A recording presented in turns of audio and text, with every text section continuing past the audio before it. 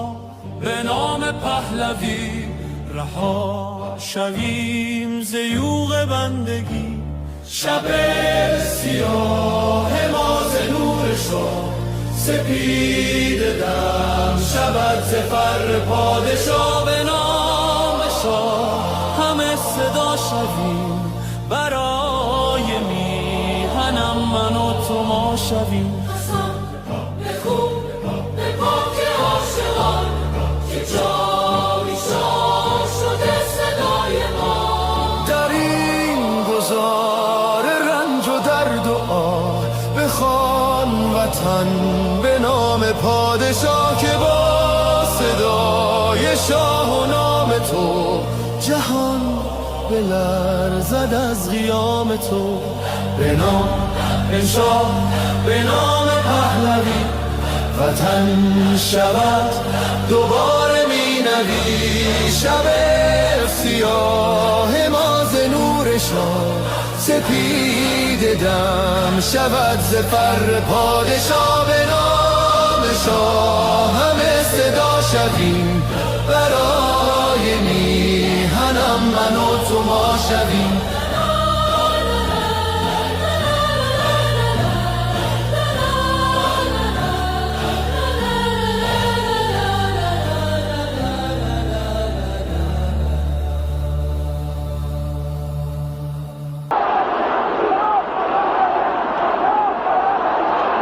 When you look at the crowds today, you have maybe 5,000-6,000 people here. On the streets yesterday, 1 million people, 1 million Iranians in the street for the Ayatollah Khomeini. Does that not give you concern? Does that not make you afraid? Because they are afraid, yeah, that's right. And most of the people don't say anything because they are afraid. And they are in silence, you know, they don't say anything. Is this the silent majority of Iran out here now? Yes, that's right. Do you want the Shah to return? Yes, Shah, return to the country.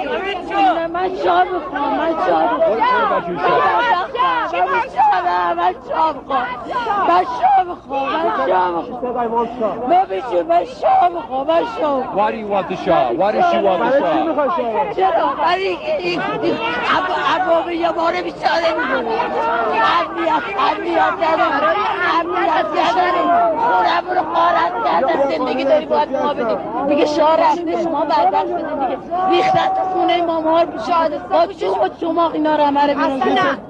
ما شاه میخوایم ما بیچاره این شادی کشتنش حلاله کجای قرآن گفته؟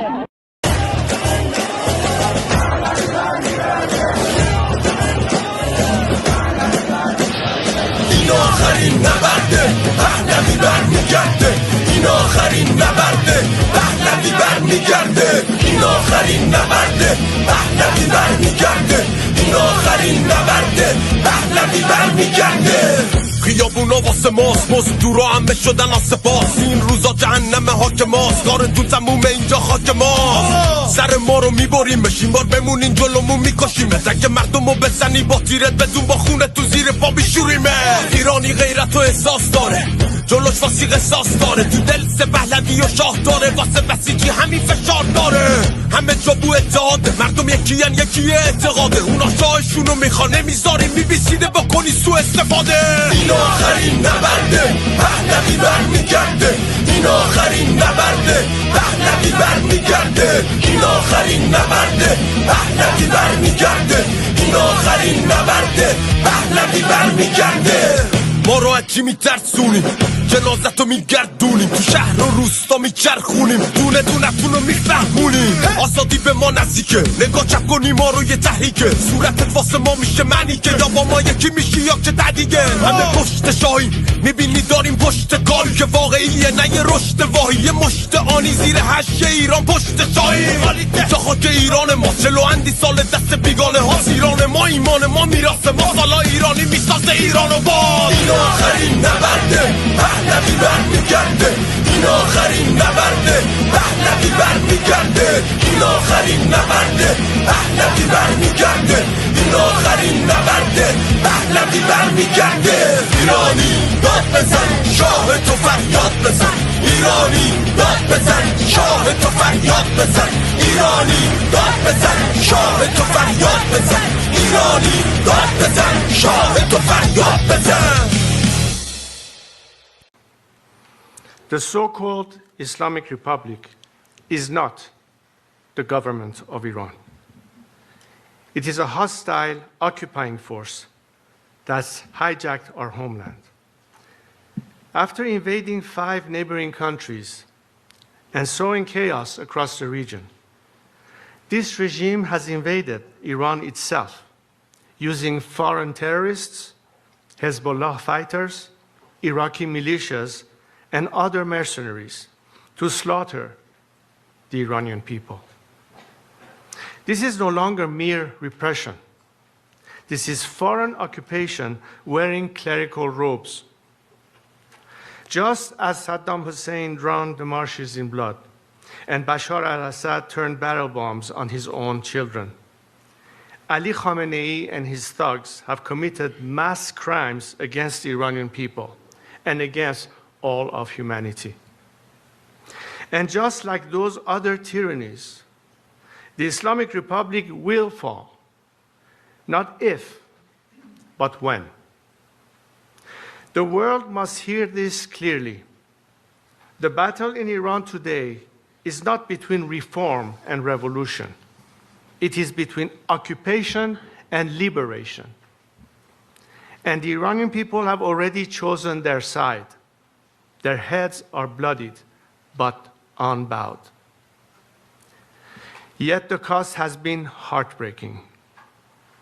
The people of Iran are being slaughtered in the streets and in their homes by a regime that shows no mercy.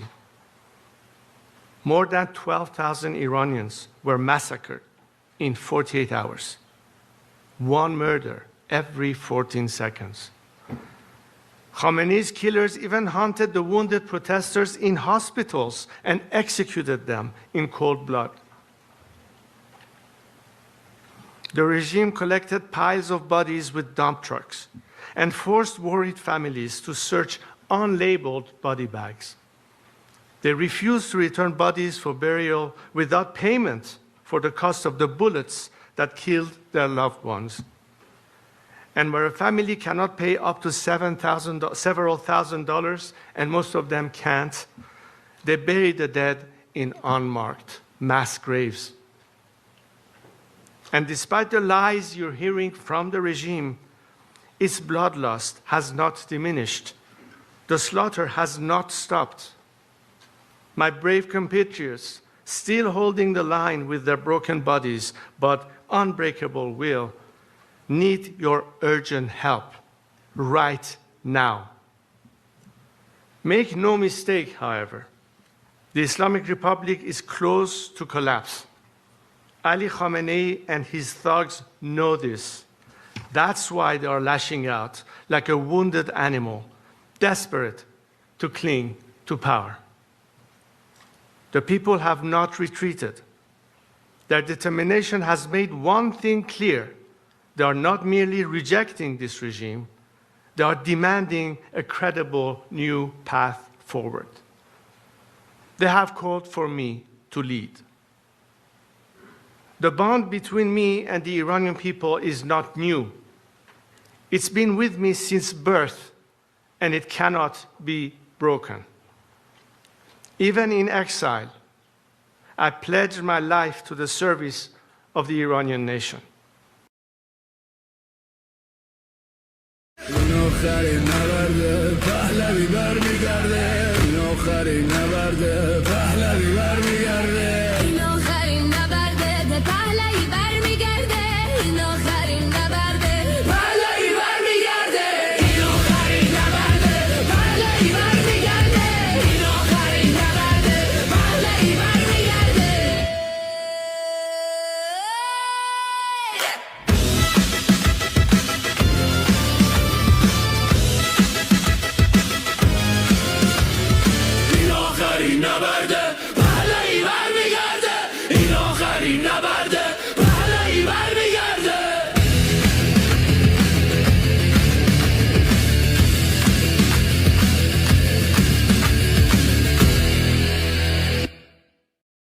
این آخرین نبرد پهلوی برمیگرده.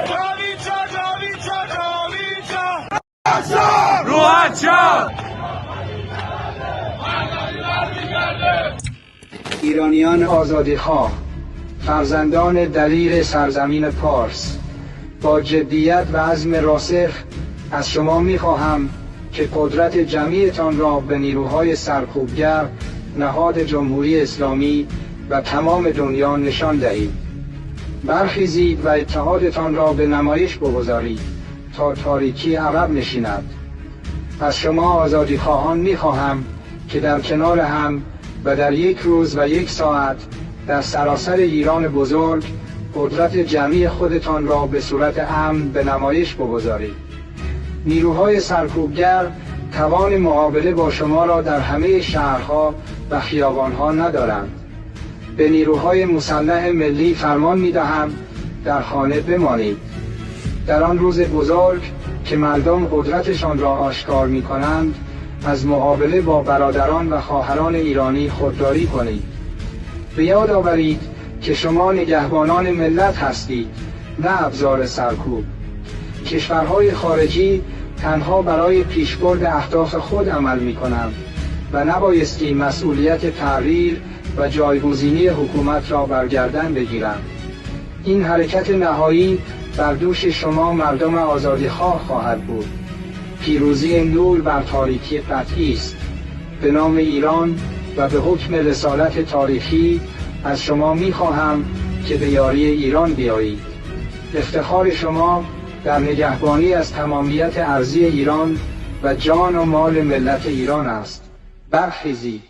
آزادی شما در همبستگی و شجاعت شماست.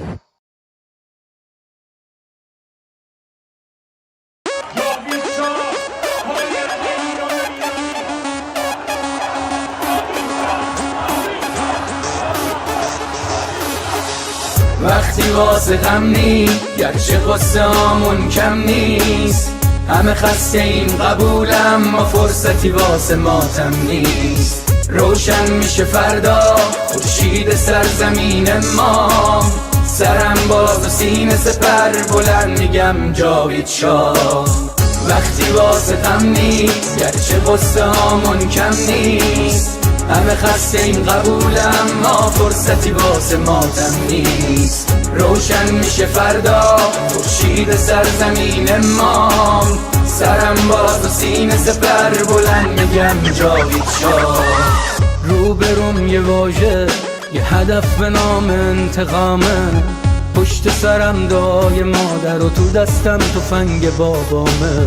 رو زبونم اسم شاه بگین این عشق بی انتهاست، هر جا اسم ایران اومد اونجا صدای بچه رضاست. فردا می نویسن تو کتاب قصه دیمار، بگو با تیر جنگی کشتن بچه های بیگناه رو، بگو از بخت مادرها شیر زنا و دخترامون، بگو تنها شهید شدیم تا تنها نمونه شامون. وقتی واسه غم نی گرچه قصه هامون کم نیست، همه خسته ایم قبولم ما فرصتی واسه ماتم نیست. روشن میشه فردا خورشید سرزمین ما، سرم باز و سینه سپر بلند میگم جاوید شاه.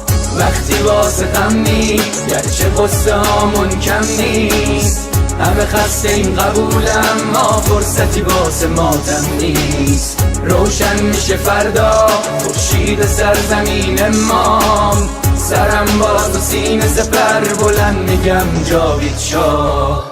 وقتی واسه غم نی گرچه قصه هامون کم نیست، همه خسته این قبولم ما فرصتی واسه ماتم نیست. روشن میشه فردا خورشید سرزمین ما، سرم باز و سینه سپر بلند میگم جاوید شاه. Let me tell you a story about a lion that came from the mountains. These mountains right behind you. Our lion, the lion of freedom, can only roam free and strong. But one day, some 47 years ago, liberal socialists had a different plans. Free healthcare and free speech was not good enough for them. The same lie you can see today in New York. They wanted everything for free, believing a bloodthirsty vulture is better than a majestic lion. The vulture placed his claws on the Quran, swearing he was God sent. Both liberal socialists and religion fanatics joined forces, believed he's the Messiah. The vulture promised them prosperity, but instead took their dignity, stole all their resources to sponsor terror, and disconnected them from the world, living our nation poor, isolated, and thirsty for water. But now our lion is back, and he's bringing help with him. While history repeats itself in New York and Minnesota, we gathered here today to turn the page on history and claim our lion back. Yeah, Azadi Square, let me see you make some noise. We came here to make history tonight. Azadi standing tall, we breaking down the walls. Everybody jumping now, answering the call. Look where we are right now, making history in my hometown. Screaming loud, let me hear the sound. Put your hands up and watch the world go round. Tehran, stand up, make some noise right now. We came here to rock the spot. This is Azadi, yeah, we made it to the stage. Put your hands up, let them feel the rage. Tehran, show me what you got. Inflation, inflation just we said an excuse, we came to uproot it. Breaking the chains, say it with me louder, till the oppression ends today. Azadi's underground sound, breaking through the silence. We ignite the streets, turn the stage into a riot. This is our moment now, feel the power rising. We end oppression now. Santa brought a New Year's gift from Jerusalem, wrapped up with a cherry gift from Washington. Shout out to Lion Elon Musk for the internet saving the people. Shout out to the Zionizer turning lionizer today. We love you, man. Shout out to Tommy, he's in the house. Shout out to Armin Navabi, the fighter of truth. Shout out to Nas Daily for upgrading our skills. Shout out to Erica LeBon, the brave lioness, standing brave and beautiful. We love you, Erica. Shout out to Goldie Gamari, the lioness, golden heart of our nation. Welcome home. Also, Amjad Taha is in the house, the man who fears nothing but God and the truth. Shout out to Emily Schrader, never giving up on us. Now internet is back in the house. Let's block Bushra Sheikh and BBC, because you know what they stand for. Put your hearts together for the return of the lion, the Shah of Iran. The future is ours. Together we rise, reaching for the stars.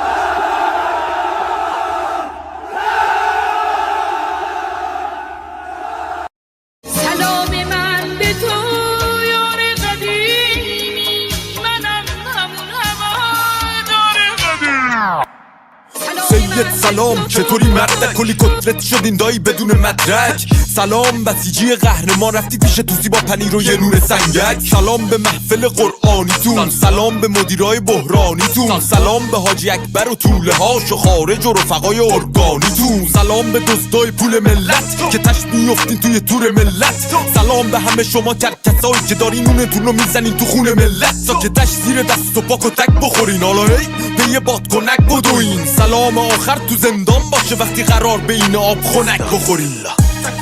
مرگ بر ملا متولی ننگ در دنیا، ننگ بر دوتا مجاهد چپی بعد از ملا. مرگ بر ملا متولی ننگ در دنیا، ننگ بر دوتا مجاهد چپی بعد از ملا. اینو بگذاریم به خاک میرسیم، تجزیه طلبی که به خاک بیرسیم. ایران مردمش وطن پرستن، از کرد تا بلوچ بری به فاک میرسی. توف به هر کی مرسی است، توف به هر کی در پی تجزیه است، توف به لوی و همونی که شیفته ی گل ملیگرا تو وطن خدا نفسی هست. سر کردستان همه برپا شدن، بلوچستان فدای مهسا شدن. شم واحد که شیر و خورشید ما برقی جعلیا تنها شدن. شادی باشه واسه همه در میهن، کور بشه چه شهرچی اهریمن. رخه رو بگید اون 6 کلاس سواد و خبرگان و مجد سری ترجیحن. شبهای عروس و دامادی باشه، برن سلامتی نوش کنن آبادی باشه. لحظت کجاست میدون شهیاده به سمت اتوبان آزادی باشه. سلام به نسل ندید پدیدا، نبودیم ندیدیم قدیمتی ما. شاه بود تو شادی کل میزدین، حالا شاه بر میگرده پیک میزنین. مرگ بر ملا متولی ننگ در دنیا، ننگ بر دوتا مجاهد چپی بعد از ملا. مرگ بر ملا متولی ننگ در دنیا، ننگ بر دوتا مجاهد چپی بعد از ملا. مرگ بر ملا متولی ننگ در دنیا، ننگ بر دوتا مجاهد چپی بعد از ملا.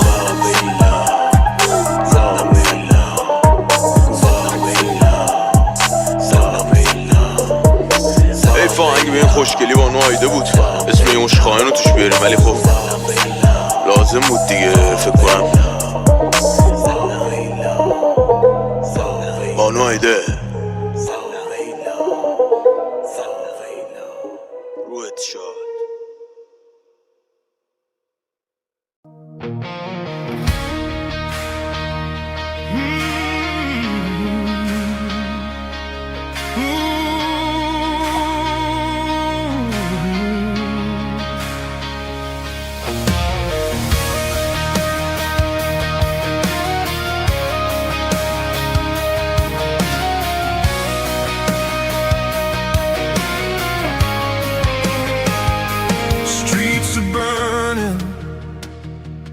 Voices rise, peaceful hands beneath the skies. Police in black, they draw the line. Basic GIRGC crossing every sign. They shoot at us, no shame, no fear. 11 souls are gone this year. We march with hope, we stand as one. Oppression ends, the fight's not done. Act, Mr. Trump, a genius, bold and strong. You never surrender, that's where we belong. Act, Mr. Trump, we're calling you tonight. Act, Mr. Trump, be the fire, be the light. Locked and loaded, you said it loud. Hear the cries, hear the crowd. Act, Mr. Trump, don't turn away. Hope is rising, lead the way.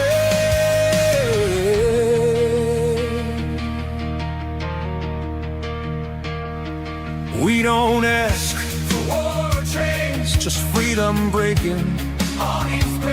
They beat us down, they steal our breath. Khamenei regime survives on fear and death. The world is watching, time is now. History waits for your vow. From Tehran streets to every land, we reach for the steady hand. Don't let Democrats rewrite you out. Don't let them say trap or wish chickens out. Act, Mr. Trump, a genius, bold and strong. You never surrender, that's where we belong. Act, Mr. Trump, we're calling you tonight.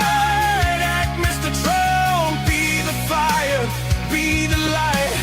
Locked and loaded, you said it loud. Hear the cries, hear the crowd. Act, Mr. Trump, lead us to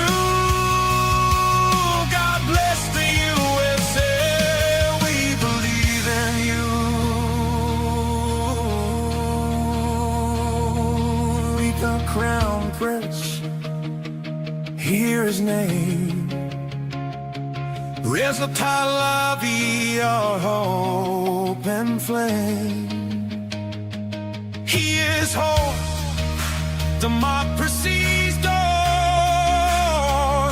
Stability in Middle East, we're longing for. The people shout from young to old.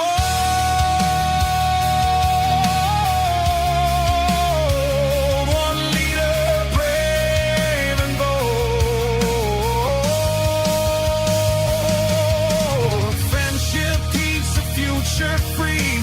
That's the iron we wanna see. Breathe life for BB, let him stand. USA's where you're hand in hand. Strength agrees and clear and true. A safe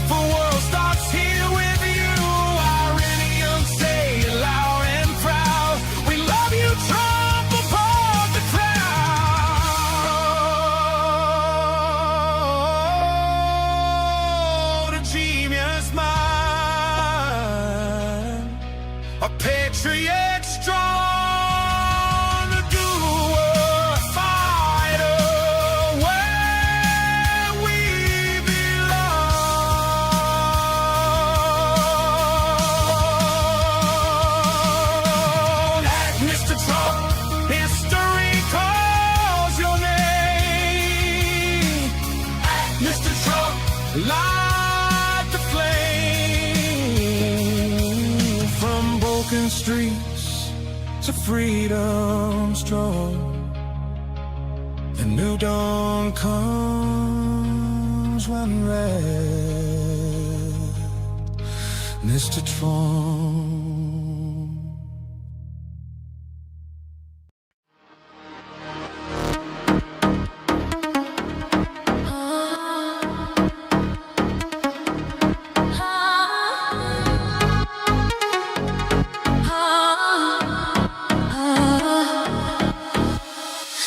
آخرین نبرده پهلوی برمیگرده صدای ایران بلنده حق به حق دار میخنده اینا اینا اینا اینا اینا اینا اینا اینا اینا اینا اینا اینا اینا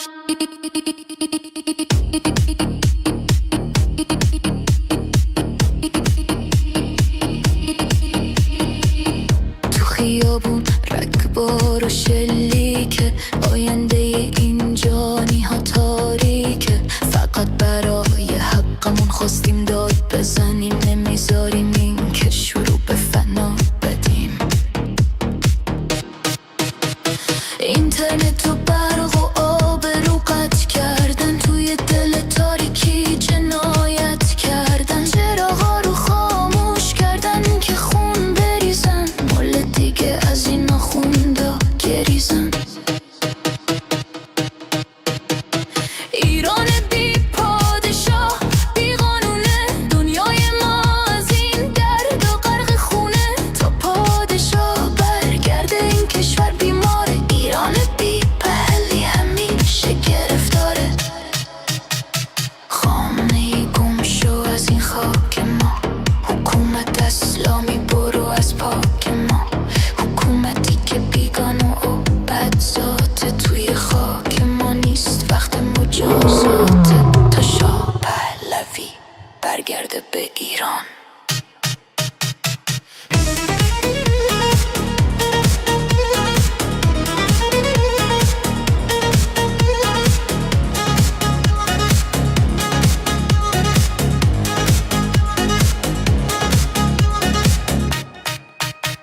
شما تروریست و قاتل و دزدید گلوی ملت رو با بیرحمی میجوزید با خون ما این کشور رو دزدیدید از خشم این ملت مگه نترسیدید ما یه زندگی ساده و آزاد میخوایم صبح بدون ترس و فریاد میخوایم دوباره بیگان و مستی و لبخند بدون سانسور و زور و این بند خورشید و شیر دوباره تابان میشه پرچم واقعی توی جهان میشه ایران دوباره پارس و پر روره تا این شب تار نزدیک نوره مردم ایران ادامه بدین راه رو برای شاه باز کنین این ویروس رژیم رو پاک کنین جا بدین به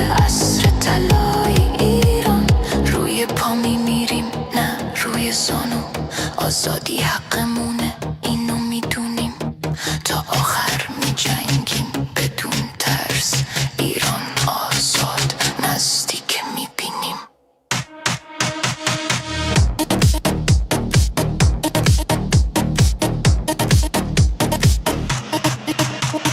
این آخرین نبرده پهلوی برمیگرده صدای ایران بلنده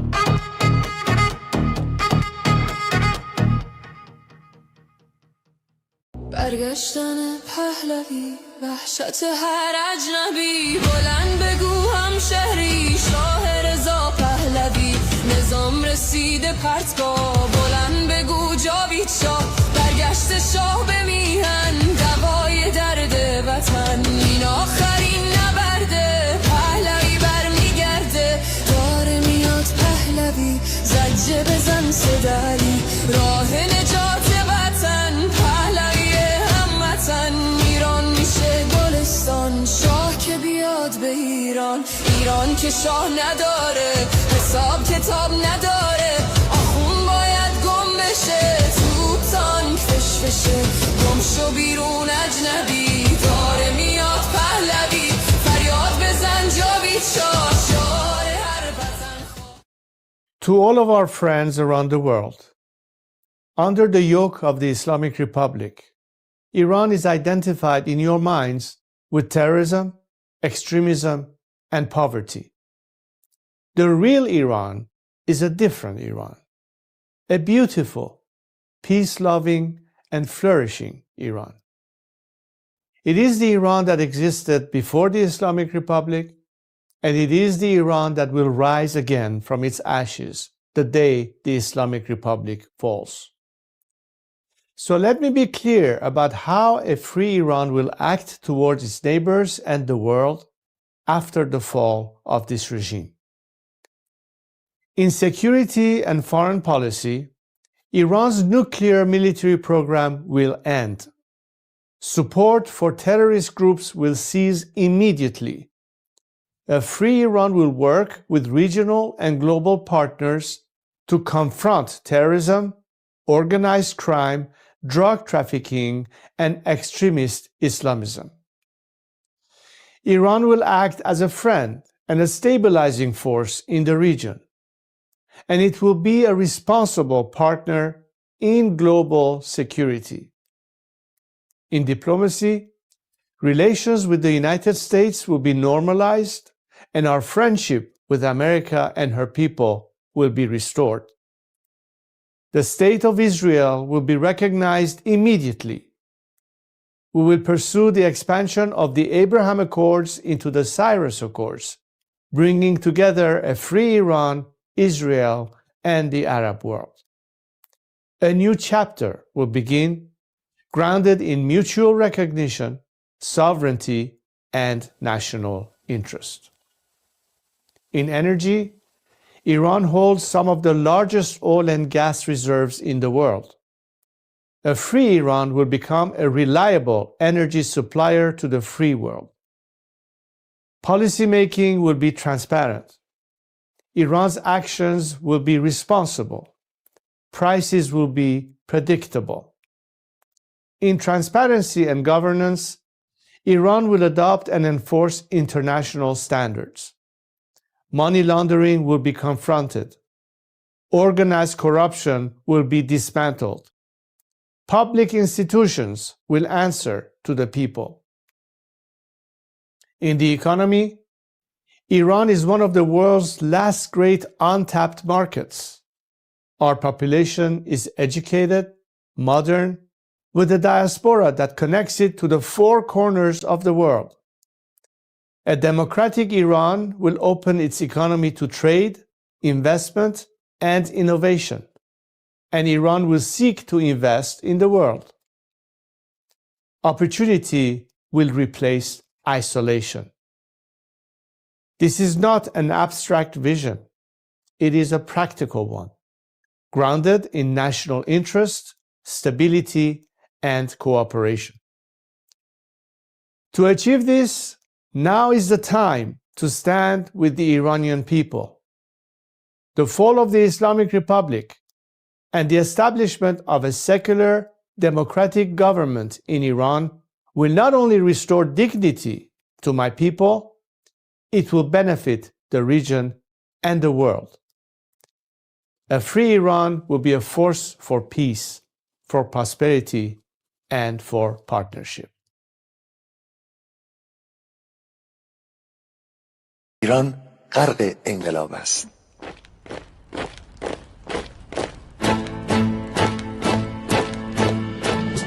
کشور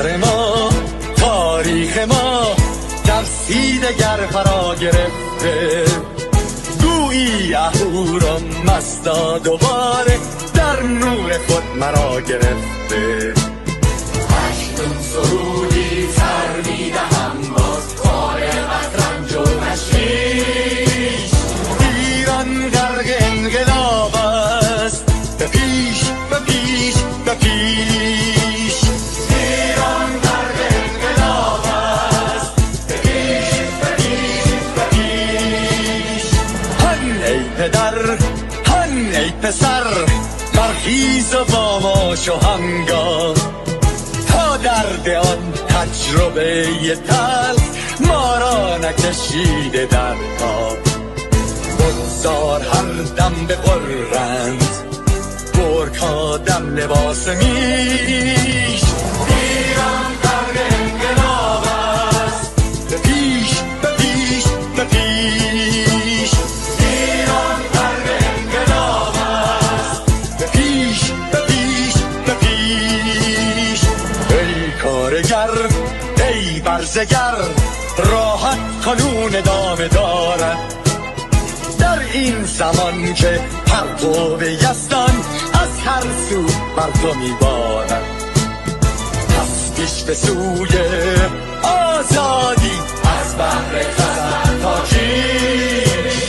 ایران غرق انقلاب است، به پیش به پیش به پیش. ایران غرق انقلاب است، به پیش به پیش به پیش. خلقا به پا بهر دفاع از استقلال و آزادی، تا بشکنیم پشت ارتجاع تیریزی ویران آبادی. تا زنده سازیم سنت‌های می از من آیین و کیش. ایران غرق انقلاب است، به پیش به پیش به پیش. ایران غرق انقلاب است، به پیش به پیش به پیش. با امید روزی که تمام این دلبشو و انقلاب تموم بشه و ما در روشنایی، نور و سعادت مردم کشورمون غرق بشیم.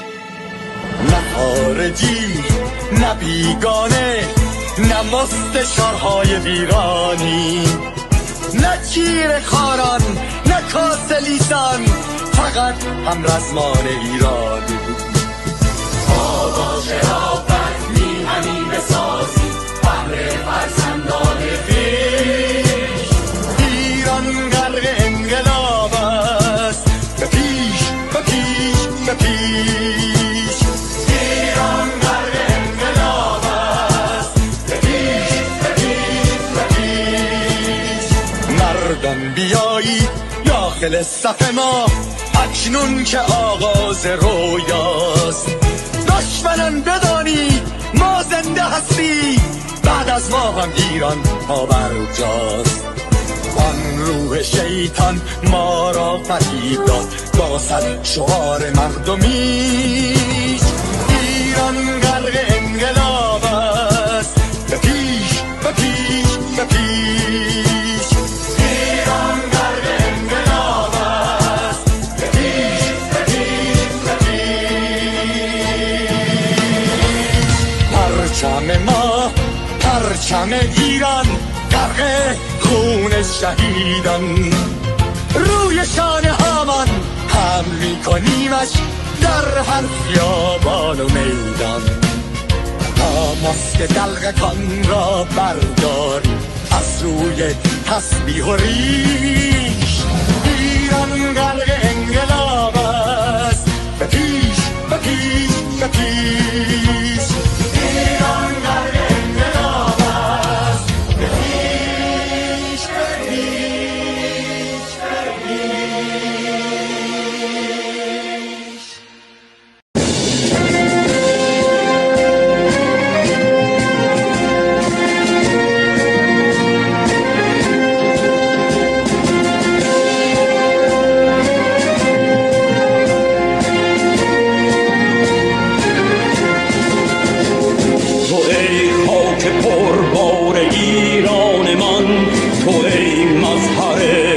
تو ایمان من، تو ای زادگاه نیاکان من، تو ای مهد آزاد مردان من. به خاک تو بود از تقدیرگاه برابر حقوق سپید و سیاه، یه دوران کوروش در این بوم و بر شده پای ریزی حقوق بشر. زهر تیر و قوم و کیش و نژاد بود بینشان رشته اتحاد. چو ایران نباشد تن من نباد، ملی خون و بر زنده یکتا نهاد.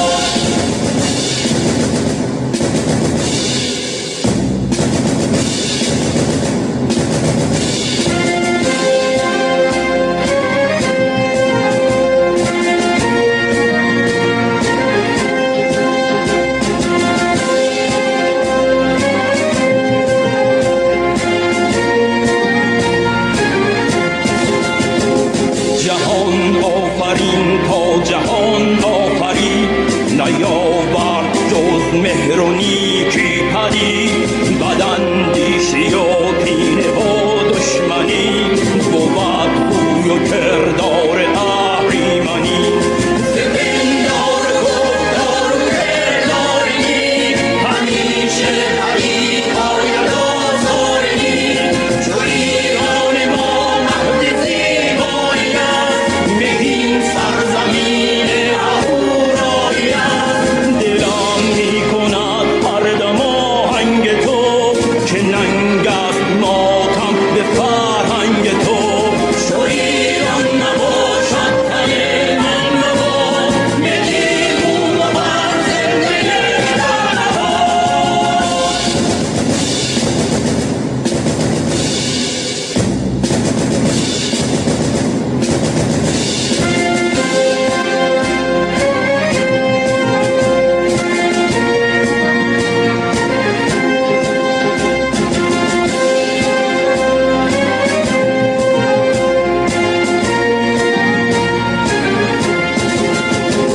چنین ملت پاک و گردن فراز، به یک جنبش تازه بودش نیاز.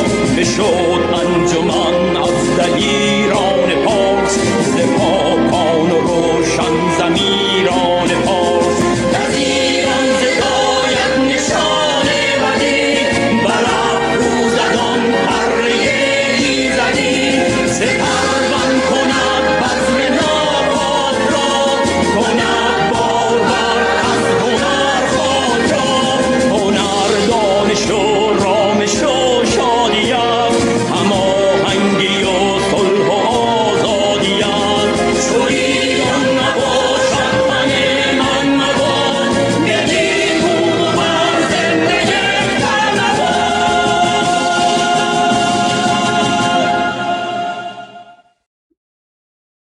Well, good morning, good afternoon, good evening, wherever you are.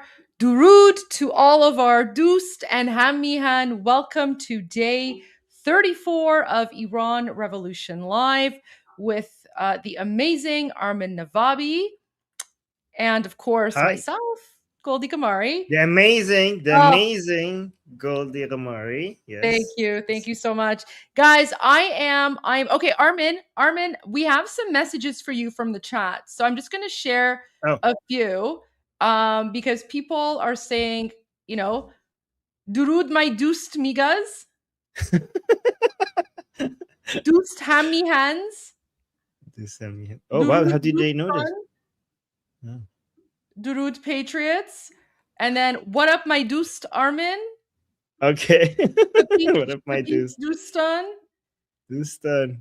And then oh my god, Bapish next year for Iran. Bapish Dustane man.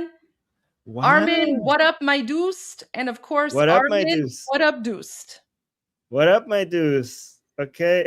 Aren't you impressed? Aren't you impressed with our Yeah. chat? When did they learn all of this? Last Impressive.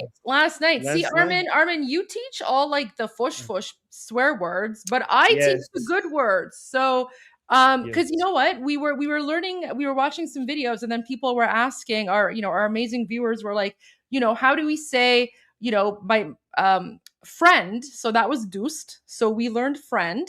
And then also people were like, how do we say like, comrades or, brothers or sisters? So I was like, say hammihan.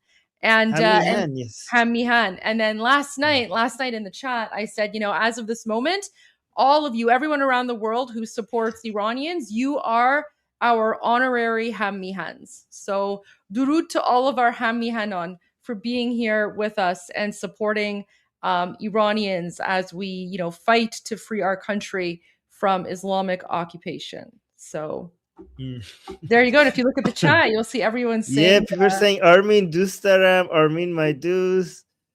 Oh my God, that's so sweet. Eshkin Hamatun.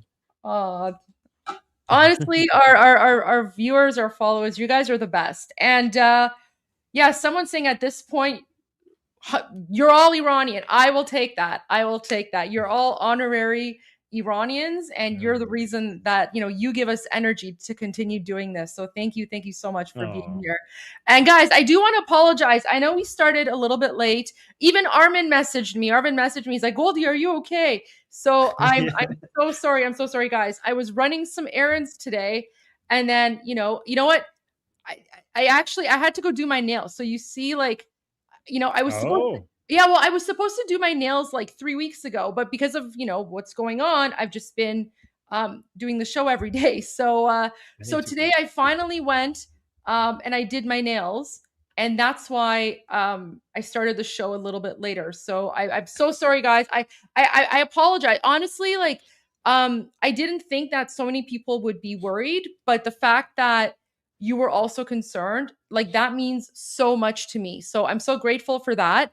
I actually have a quick suggestion. So someone suggested that I open a Discord chat or like a Discord channel or something so that we can continue the conversation when the live stream isn't happening, and then we can still sort of be in touch. I don't know anything about Discord or how to run a Discord channel, but if that is something that you guys are interested in, I could get someone to work on something, open up like create a Discord channel so that when the live stream isn't happening, all of us can still continue the conversation and continue that. So if you guys are interested in making in having a Discord channel, let me know in the chat. Just maybe put like yes Discord.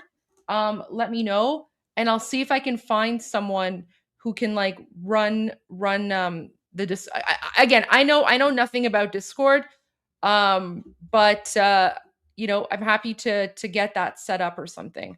Okay, so people want. Okay, all right. I will work on. I know someone who can help me organize that. I'm not going to name that person just yet, but that person knows who they are. But there we go. Okay, so I will do that. But yeah, that's the only reason why I was late today, guys. I was doing my nails and it took a little bit longer. So there you go. I apologize. Thank you. So, but I guess I should have updated. So, all right, Armin. Oh, and before we go to the news, I just want to say your emoji is very popular. Yeah, guys, I added it to the art chat as well. Oh, you guys, did? This is why I was laughing. Yes, I did. People love it. I called it Yach. You called it Armin OMG. Yes. Yeah. Oh, I should change mine to Yach as well. But yeah, I wanted to say like Armin's surprised face, but it wasn't, it wasn't big enough. Like it wasn't. Oh my gosh! Now my chat. Oh my gosh! My chat is full of Armin emojis now. Look at this. I gotta take a screenshot of this. This is so funny. Wait. Oh gosh! This is so funny. Oh wait, let me share this. Let me just pull this up here. This is like the best thing ever. People are really enjoying this. So yeah, you are. It's such a good photo though, right? Oh my gosh. This is why I was laughing when the music was playing, because I saw this. Too funny. All right, let me bring this up, and then we're going to go straight to the news. I'm also going to check my email because, guys, we have like a finalized list of all the rallies and demonstrations happening around the world, and we're going to go through all of that with you as well. I'm also going to post the link. Well, the link is already available. Look at that. That's literally my chat right now on YouTube.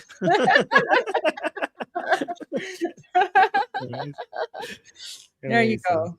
So, all right. By the way, I changed the name of there were a lot of people who were requesting that I change the name of our memberships on our channel so that Christians and Jews and Hindus it's more friendly to them as well. So now you can see the membership tiers on the Atheist Republic channel is now different. So now it's now friendly to non-atheists as well if they want to be members. Amazing. That's good because you do have a lot of supporters and a lot of people support you and love you. So there you go. Oh, that's fantastic. There are a lot of religious people who support the Atheist Republic channel, which shows that they're very tolerant. We see a lot of tolerance from Christians, Jews, and Hindus. We don't see as much tolerance for atheists from Muslims, but not as much. But a lot of support from other groups, other religions. Oh, that's fantastic. That's great to hear. Yeah. All right, Armin, should we go into the news? I'm sure you have some updates for us. Yeah. Also, Goldie, I have a video about I saw that you like to show crazy mullah videos. Okay. Oh gosh. I have one that is hilarious. It's a little bit R-rated, That's okay. But it's so weird. Like if you want to see mullah videos, so weird. Like a teaching from a Shia mullah inside Iran that is absolutely bizarre. Like people are not going to believe. And guys, this is from 3 years ago, so it's not AI. Like it's so weird that you're going to think this is AI. The teaching is AI. So I don't know. At some point, I want to show that to people to just see what we had to for people to see what we had to deal with Islamic teaching inside Iran. Yeah, absolutely. I think at some point would love to show that, but maybe before that we'll just go to let's go to the news. Yeah, breaking news and things like that. So, do you want to start first, or should I start? You go ahead. I'm gonna download some stuff. All right. So, let me just start here. Then let me just pull this up really quickly. Sorry, guys. One moment. So this is the first thing I wanted to share. So guys, this is super, super important, okay? I just want to share my screen here. Okay, let me pull it up. Wait, remove. Okay, so right now you can see on X, one of the trending stories is Iranian protesters rally behind Reza Pahlavi as voice of the people. Okay. Now, why is this happening, guys? Why is this happening? Because the internet is slowly becoming a bit more accessible for Iranians in occupied Iran. As you guys know, for the last 3 weeks, the internet was cut off completely. And so Iranians inside Iran had no voice. So Armin and I and many other Iranians outside of occupied Iran, we were raising awareness about what was going on. We were relaying their demands and, their calls. And, basically the most important thing that we were saying is that Iranians in occupied Iran want the world to know that they only trust and want His Royal Highness King Reza Pahlavi to lead the Iranian people and transition the country from an Islamo-fascist dictatorship into a functioning secular democracy, right? So that's what we were saying for the last 3 weeks. Of course, many people were trying to shut us down. If you guys remember, when I was on Piers Morgan, Chunky Yogurt was like, Pahlavi is a puppet, like saying all like that Islamist jihadi nonsense. And of course, I shut down Chunky Yogurt. And then even at one point, Chunky Yogurt said, well, you don't speak on behalf of the Iranian people. Like, who gave you that right? And I just basically shut him down. And I said, yes, I do. Yes, I speak on behalf of the Iranian people. Why did I say that? Because I have been, watching and monitoring and supporting people inside of occupied Iran. So the information that Armin and I give to you, this isn't necessarily our personal opinion. This is the voice of the Iranian people that we are relaying to you, right? And so whenever we want to give our own personal opinions, we do, but the vast majority, like 99% of what we say, is the voice of the Iranian people. And so now that the internet is slowly coming back up, this is a story that's trending. This account is someone who is in occupied Iran, and he was cut off from the internet for weeks, like 2-3 weeks. And you can tell that he's in occupied Iran because he's connected via the Iran Android app, but he has to use a VPN, right? Because again, social media is banned in occupied Iran. So regular normal Iranians who are fighting against the Islamic regime, they cannot use their real name, they cannot use their real image, and they also have to use a VPN to go around the internet block. So even though Islamic regime officials and Islamic regime supporters have access to the internet freely and can use it with no problem, and they have their names and faces out there, real Iranian freedom fighters are not able to do so because they're literally putting their lives at risk. And as you have seen, in the past few weeks, there's been a huge, massive slaughter of Iranians, over 50,000. Some people are saying the number is closer to 80,000, but at this point, we don't know. And the country is still under martial law. However, internet is slowly coming back up online. And so this account, which I follow and they follow me, so he posted this 6 hours ago. And again, remember, this is someone who is in Iran. He is one of the Iranian freedom fighters who was out in the streets. So he writes, if you're a patriotic Iranian, cut it short and tweet this text. King Reza Pahlavi is the only delegate of Iranian people. World should know this. And then he says, we must blow up English Twitter with this. So cut it short is not right. He says quote kon. So he says agar yek Irani vatan parast hasti quote kon va in matn ro tweet kon. So he says if you're like a patriotic Iranian, quote this and put it out on X because the world should know who we Iranians support. And then he's like بیایید توییتر انگلیسی رو با این بترکونیم. So that's like a phrase. So what he's saying is like, let's blow this up on English X. And that's exactly what's happened now, right? So ever since he posted this, it already has 12,000 likes, 6.3 thousand, quote tweets or retweets. And that's what everyone is saying. So now this is going viral because now Iranians in occupied Iran are letting the world know, right? So this is why Armin and I were fighting so hard to let the mainstream media know that this is who Iranian people support. The Islamic regime had purposely silenced their voices because they wanted to control the narrative. And that's why there were so many people attacking us and continue to attack us, right? Because they don't want the world to know what Iranians in occupied Iran think. So as you can see, it's just like, everyone is putting this out, right? So there's one story that I wanted to share with you. The other thing I wanted to bring up is this person. So this is oh my gosh, I don't know, Armin, if you know Adam Hisabi, but he's another Iranian freedom fighter. And again, oh yeah. So Armin, I was so worried about him because there's so many Iranian freedom fighters.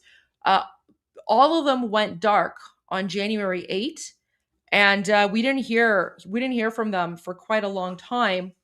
And then slowly they've started kind of like being able to connect back online. But Adam Hisabi, he was one of the people that we hadn't heard from, and many of us were.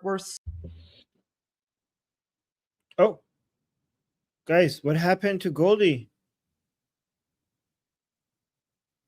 Sorry, Goldie's back. I pushed the back screen instead. So let me just fix this. Sorry. Oh my god. My bad. My bad. Sorry guys. That was totally my fault. Wait, how do I do this? Wait. Okay. The word first. Oh, that's yours. Sorry. Sorry. Sorry. They got her. They got her. No, it's, you know what it is. I pushed the back. I pushed the back screen on the StreamYard studio. People are using my shocked face. People were using my shocked face when you left. They're like, oh no, what happened? Oh no, okay, now I gotta go find that. Oh my gosh. I see it. Oh my gosh. That's so funny. I gotta take a screenshot. You guys are the best. Yeah, Armin, your shocked face is like, it's the best now. Okay. Sorry guys, I'm so sorry. I pushed back on this screen instead of the other screen. So technical difficulties there. Anyway, so let me push back on the right screen. So anyway, so he finally after like over 2 weeks, he came back online. And so, you know, thank God, because we were so worried about him. And this is what I mean. Like, oh, now he's like retweeting like crazy, right? So like, as you can see, so the last time he posted something is like he reposted something from another account, Ario, that I follow as well, January 8, right? So he was reposting things on January 8, you know, January 7, but then from January 8, we literally didn't hear from him until 5 hours ago. So we were so worried, so concerned. And, you know, like, you know, even here, I'm like, even Persian God is like, you know, I'm glad you're back. Like, so all the big accounts, because Adam Hisabi, guys, Adam Hisabi is one of those, you know, he's one of our, you know, OG fighters, right?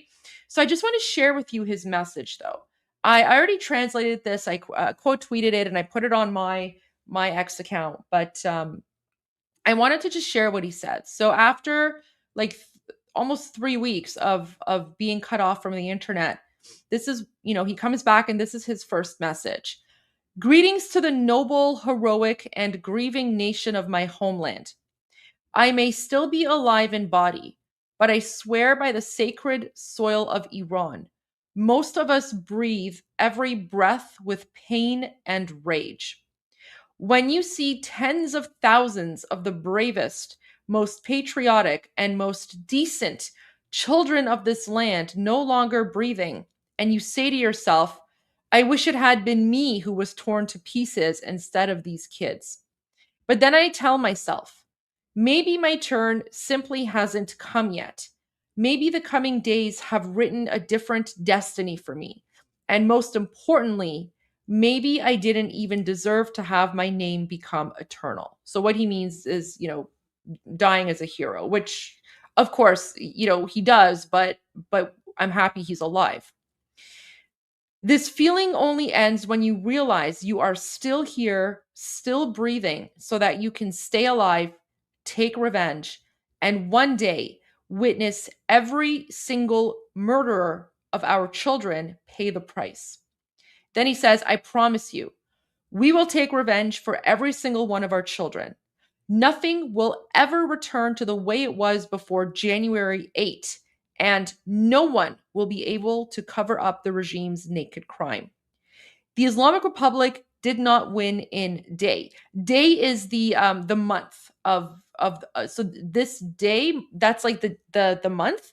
The equivalent is January. So what he's saying is like the Islamic Republic did not win in January. In the truest sense of the word, it died. And then he says, Javid Shah Payande Iran. Javid Shah, of course, means long live the king. Payande Iran means, you know, long live Iran. So after 3 weeks, he comes back. That is his first message. And so, guys, this is what Armin and I, you know, mean when we say that, yes, what is happening in Iran is horrific. And it is, it's almost difficult to imagine the scale of the atrocities and murders that have been going on.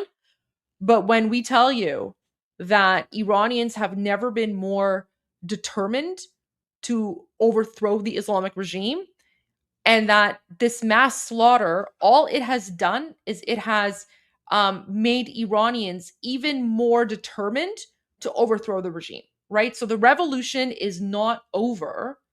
The revolution is still ongoing, and Iranians are not giving up. If anything, they are more determined than ever. And the only way that this is going to end is in victory. And so I just want to share this message with you, because this is you guys wanted breaking news from inside of Iran. This is the breaking news. This is the breaking news. Iranians are more determined than ever, and we're not backing down. We're not backing down. And this is the reason why Armin and I are here every day, bringing you the news, sharing the information with you, sharing the good, sharing the bad, sharing the ugly, sharing the funny. Because this is it. This is the final battle. This is the final battle, and we're not going to stop until we return His Royal Highness King Reza Pahlavi to Iran to transition us from a brutal Islamic dictatorship into a functioning secular democratic society. So there's perfectly said. Thank you. Thank you.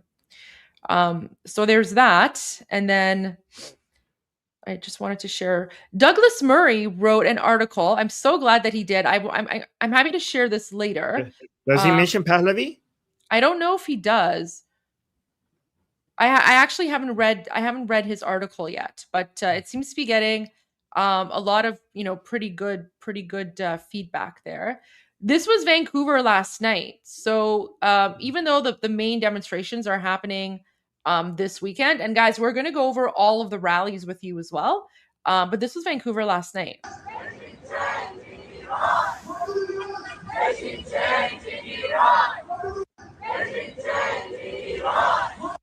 So there's that one.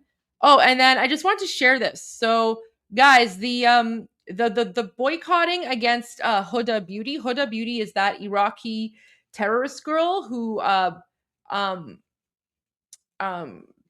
was like supporting Islamic regime propaganda, right? Like with her on her like platform or whatever. So Iranians are fed up. Iranians are pissed off. And guys, you don't want to be on the bad side of Iranians. Armin, look at this. Look at what this Iranian woman does with her Huda Beauty like eyeshadow palette or whatever.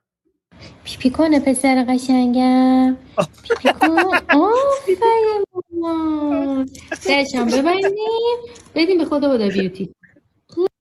And then at the bottom she says البته حیف پیپی بچم بود ولی همینی که هست. So she's like so in the comments she basically writes like it's unfortunate that I had to insult my parents' waste. Feces. Yeah, she's like it's unfortunate that I had to insult my parents' feces by making my parent poop on Huda Beauty makeup products. So there we go. Let's watch that one more time. Oh yeah, go for it. The translation of the video is like, pee my little baby boy, pee my little baby boy, my beautiful boy. Basically, a parrot. Yeah. I'm actually very impressed that she's potty trained her parrot. I didn't know I didn't know parrots could be potty trained. Like I know they're smart, but I didn't know they could be potty trained. پیپی کنه پسر قشنگم پیپی کن آفرین مامان درشم ببندیم بدیم به خود هدا بیوتی. And then she's like, so once the parrot poops, she's like, oh, good job. And then she's like, close the door. She's like, close the door. And then we're going to send this to Huda Beauty. So there you go. And she's like, I love you. So there's that. This is a demonstration that happened in Cyprus. I think this was last night.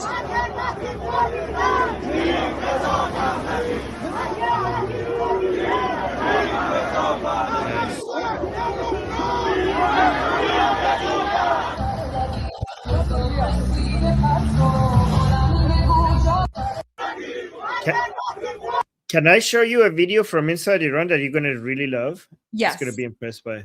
Okay. So look at the bravery here.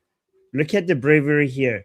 You guys, remember this green lasers are basically somebody pointing out at somebody needing to be taken out, so that somebody shoots at him. And this is a protester inside the revolution inside Iran, and he just opens his arms and walks towards the shooter, and the guy is trying to take him out by constantly like marking him as somebody that needs to be taken out, and he just with open arms walks towards the people who are trying to shoot him. Look at this.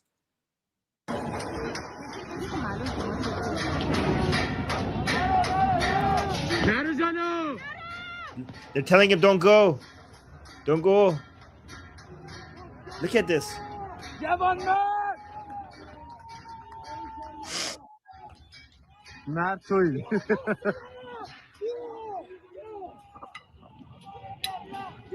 Is that crazy? They're telling him, don't go, don't go. And he's just like standing there. He's like, hey, shoot me. Look at him. I don't know that. I don't know that. I think courage is not enough to describe this. You have to come up with a new name for this one. Well, this is why we call ourselves Shir Mard and Shir Zan, right? We call ourselves lion people, right? Yeah.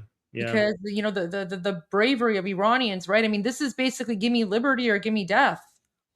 Exactly. Wow. Yeah. I do have some other videos. You want to see those? Yes, please. And then maybe the 2 videos that I sent you, that they're a little bit R-rated, but I mean they are videos from inside Iran. So if you want to translate them, yes, the one from the supermarket and then the one with the mullah. Okay. I'll go through those as well. Those are new videos from inside Iran. Wait, let me see. Where did you send that to me? I sent it to you on WhatsApp, both of them, I think. Oh, yes. So I see one after the Shotor one and then another one. Okay. Yes, I see those. Yes. Okay, I'll go through those as well. Okay, thank you. I want to share this video to show you how vile the Islamic Republic is. They come and destroy the tombstone of the people who they killed in the revolution. Watch this one. So you can see they came and shattered it. And this is the mom crying over there.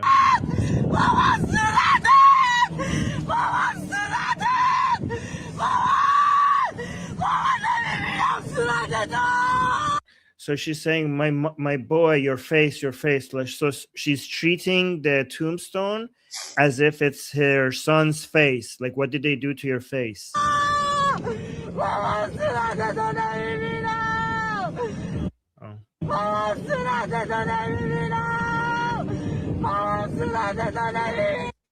right, so that one's that. Let me go to something less hard to watch.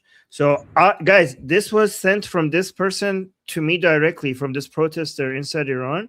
He sent this to me from Telegram. This is a protester. He's holding a sign saying, thank you, Trump. Thank you, President Trump, King Reza Pahlavi, Netanyahu, and also Elon Musk at the top here. So he speaks in English. And this is for you guys from inside Iran, directly sent to us to show you, okay? From Iran, I want to give a special thanks for President Donald Trump because he supports our Iranian protesters. And you also eliminated IRGC commander Qasem Soleimani. As an Iranian, I love you, President. You did the best. And also, I want to give thanks to Elon Musk. So look at his sign. His sign says, I'm Israel Chai. Thank you, President Trump. Elon Musk. He has a King Reza Pahlavi on there. This is Reza Pahlavi here. But look at the way when he says thank you, Trump, the way he laughs, because the way he really loves Trump. Look at the way he says, I love you, Trump. Soleimani. As an Iranian, I love you, President. You did the best. And also, I want to give thanks to Elon Musk.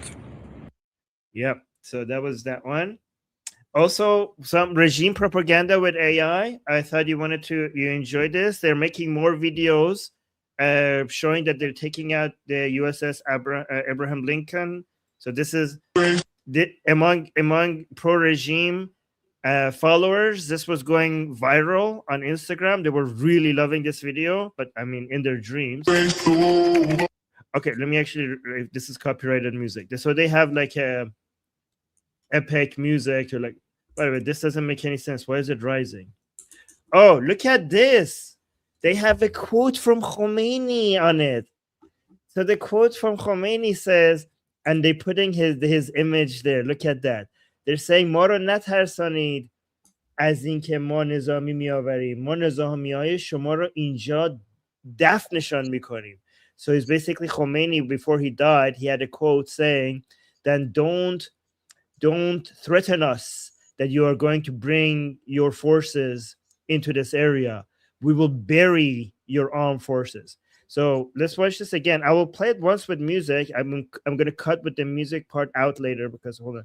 So, but let me actually play it with music so you can see how epic they think they are.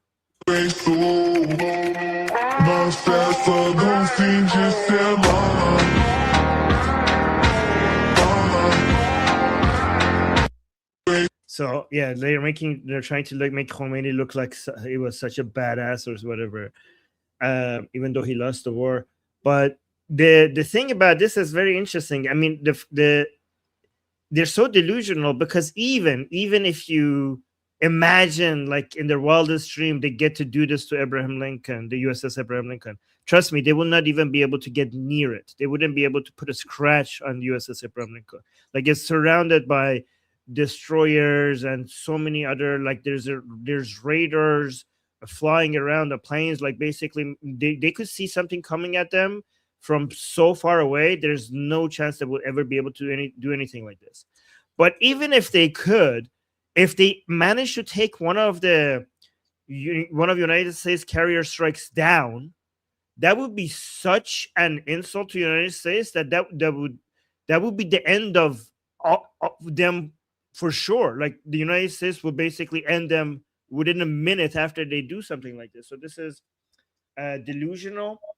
One thing I saw that I wanted to respond to, because some people were concerned about what Marco Rubio said here, and I want to actually explain it so you're a bit less concerned, but also it's important to, like, let me tell you why this is not as concerning as you think, but it's good. But it's a good thing that you guys are, worried. Okay, but let me explain it. So listen to this. So I don't think anyone can give you a simple answer as to what happens next in Iran if the supreme leader and the regime were to fall, other than the hope that there would be some ability to have somebody within their systems that you could work towards a similar transition. I would imagine it would be even far more complex than the one we're describing now, because you're talking about a regime that's in place for a very long time.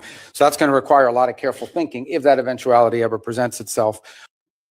So a lot of Iranians were concerned about what Rubio said here.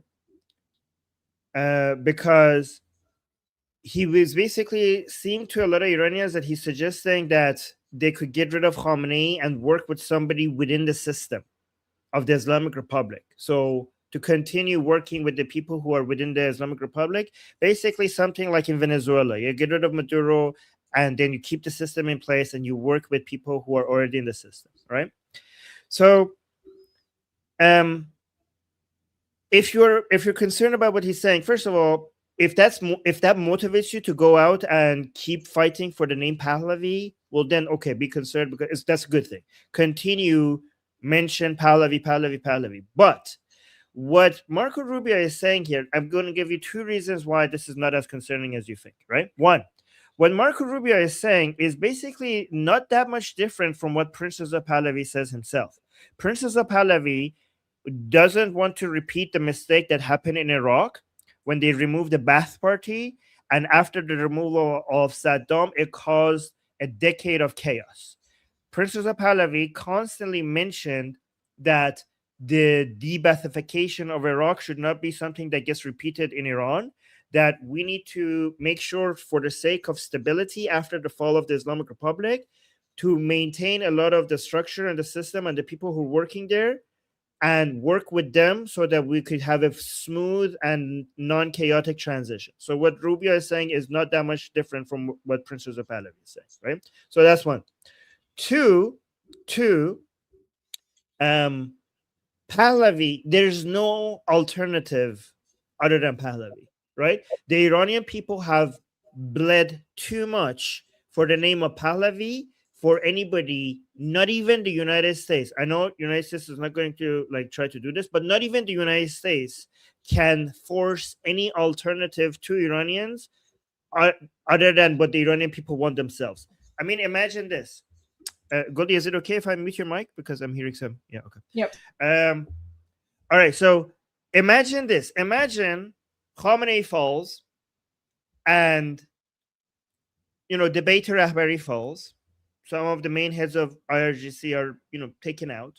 And then the Islamic Republic and, let's say, hypothetically, United States and the Islamic Republic come up with a new arrangement, a new version of the Islamic Republic that is more that the United States is okay with. You know, kind of like what happened in Venezuela. Some people are worried about that. I'm not as worried about that because given that we paid this many lives for not for the fall of the Islamic Republic, not just for the fall of the Islamic Republic, people died in Iran for the return of Pahlavi to Iran. So this many thousands of people have made many millions of Iranians to settle for nothing less than return of Pahlavi. And if we get to a scenario that the Islamic Republic is going to try to remain in power in a version of it that maybe Israel and the United States are okay with, well, the Iranian people are going to come back to the streets because the revolution will not be over until Pahlavi is back in Iran and ruling, right? So Iranian people are going to come back into the streets because they didn't come into the streets just to get rid of the Islamic Republic. So the revolution will continue. And then at that point, the new Islamic Republic has to make a decision. Am I going to shoot these people again? Or the new version of me does not shoot people? If the new version of Islamic Republic does not shoot people in the streets, well, then the Iranian people have nothing in their way to continue fighting until Pahlavi is back home. But if it continues to shoot people in the streets, then the whole world will see that this is not a new version of the Islamic Republic. It continues to slaughter the people. So either way, the fight will continue until Pahlavi is back home. So that's why I think there is no option. This is not Venezuela. In Venezuela, people didn't die for Machado. In Iran, people are dying just to be able to say the name Pahlavi. That's the difference. Let me go to the videos that Goldie sent me, and then I have some other videos as well. On this, let me see. I have okay, guys. Did that make sense? Let me know if that makes sense because sometimes it's called the curse of knowledge. Us Iranians like know things, and then when we're explaining it, we don't explain it in, you know, simple enough, and a lot of people might. Okay, people are saying good analysis. Oh, it does. Fantastic. I'm just gonna take a 5-minute break while you translate these two videos. Maybe play them and then translate them. Okay, sounds good. Sounds good. All right, so let's go through this one. So I don't know if Goldie knows, but this one was a very good English AI dub translation of this actually came out. Let me actually play the original for the Iranians. این کسکشای جنده با این آقایون کونی 57 یا مادر جنده ها اینقدر خوشحالم میان. ببخشید کالابرگ دارید؟ آره کالابرگ کیر دارم. میخواید مادر جندا؟ خوشحالم ننه جندون دنبال کالابرگم. بابا بیا باره کیرم تو کست ننت. این همه جوون به خاطر شما کسکشای چونگشاده مفخور به گاه رفتن. آره کالابرگ دارم. بیا بریم طبقه بالا کالا کیر رو بهت نشون بدم. کسکشای پیر سگ. بعد میان اینجا قیمت تخم مرغ بهش میدیم. شوخی میکنی؟ آخه کس ننه من با تو شوخی دارم. مادر اون آقا تو گاییدم ریدم تو اون زمانی که به دنیا اومده. از این به بعدم ببین هر چادری بیاد تو مغازه قیمت رو 2 برابر بهش میگم.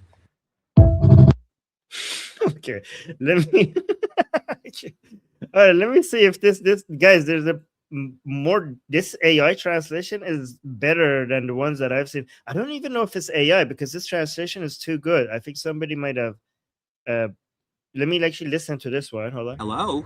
These motherfucking whores and those faggot 79ers, those sons of bitches. They come in here so happy. Excuse me, do you take coupons? Yeah, I've got a dick coupon for you. You want it, you sons of bitches? They're happy, the motherfuckers, looking for coupons. Man, just get the fuck out of here. So many young people are screwed because of you lazy, freeloading motherfuckers.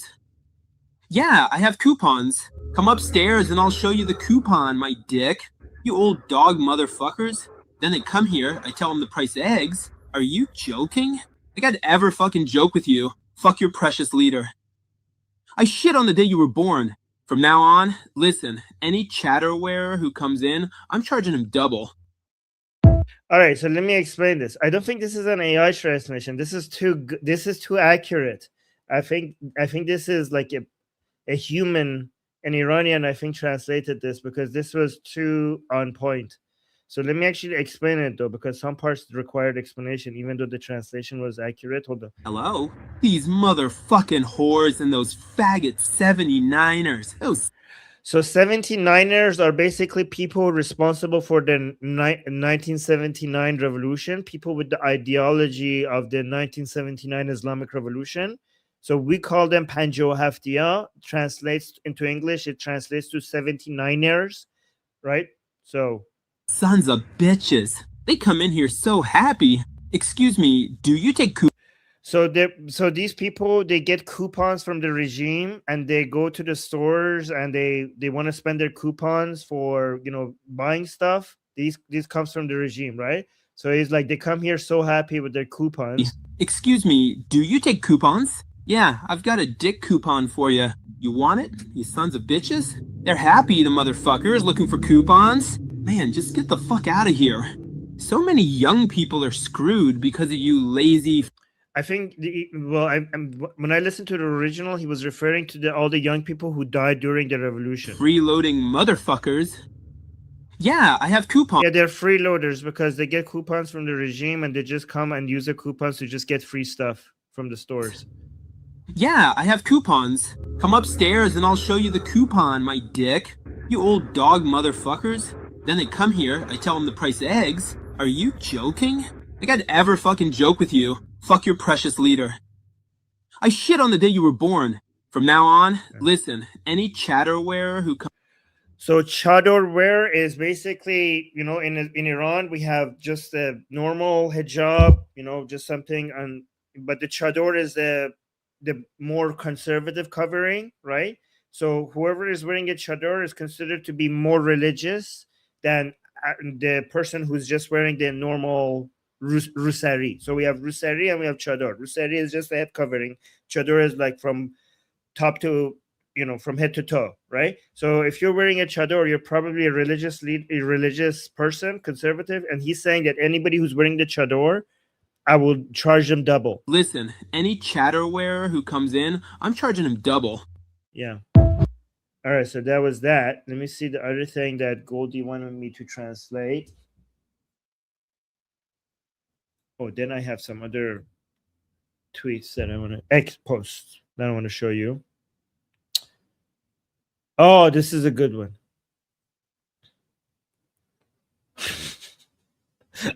Okay, this is good. All right, so let's see how much Iranians, how much respect they have. I'm here for this one. I'm here for this one. Okay. So Goldie is saying, I think Iranians are upset at Muslim Nazis occupying them and murdering them in the name of Allah and Islam and Muhammad. Yeah. Oh, I already retweeted this. All right, so let's watch this. This is golden. So let me just play it without translating first. So this is a driver. He sees a mullah in his way, and let's see what he does when he sees a mullah in the street.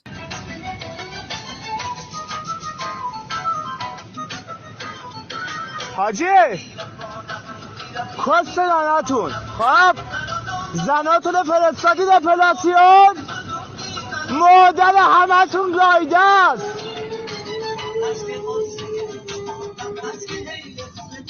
فهمیدی؟ آخونده کونی حرومزاده لعنت بر آخونده رهبری رو گایده. I just want to Okay. say that the background music makes it all that much better. Like the background music, yeah. The music he's playing in his car, yeah. Okay. All right. You go ahead, Right. translate. I'll be back. All right, guys, I just want to mention that, guys, this is the rage Iranian people have for every mullah in the streets. And my prediction, this is not a recommendation, this is not an invitation, this is just a prediction based on what I'm seeing, is that I think going forward, mullahs are not safe in the streets of Iran.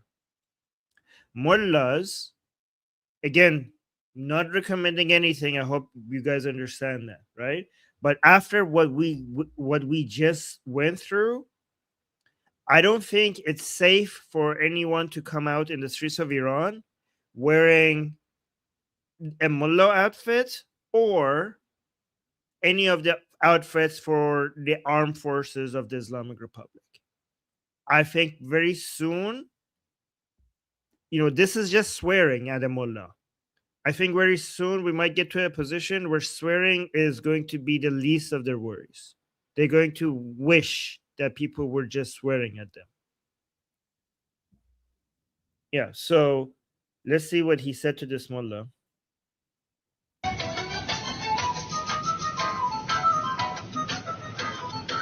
Haji. So Haji is somebody who went to the Hajj in Mecca, right?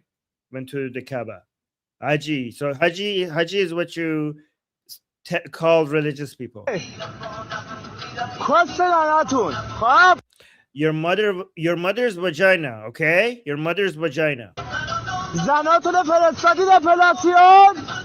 What does that mean? Zanatuno, you sent your wives for epilacion? What is epilacion?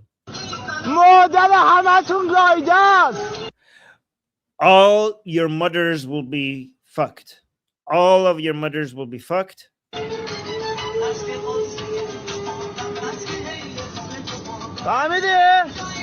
Did you understand? Did you understand? You mullah, you up the ass loving mullah. You up the ass loving mullah.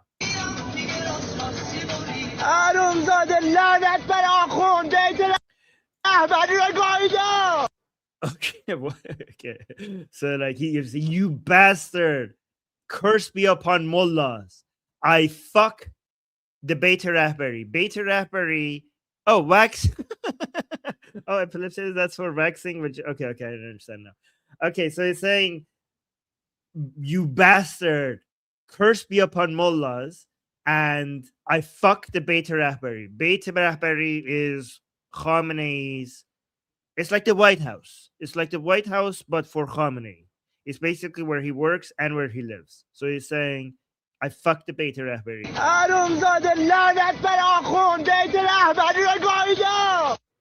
Beit Rahbari رو گاییدم. Exactly. All right, so that was good. Let me see. I have something here, guys. When Goldie is ready, that was fantastic, Goldie. That was amazing. Wait, what was that? When Goldie what? When Goldie is ready, I'm going to play this for you guys. This is epic. But his face is so ugly.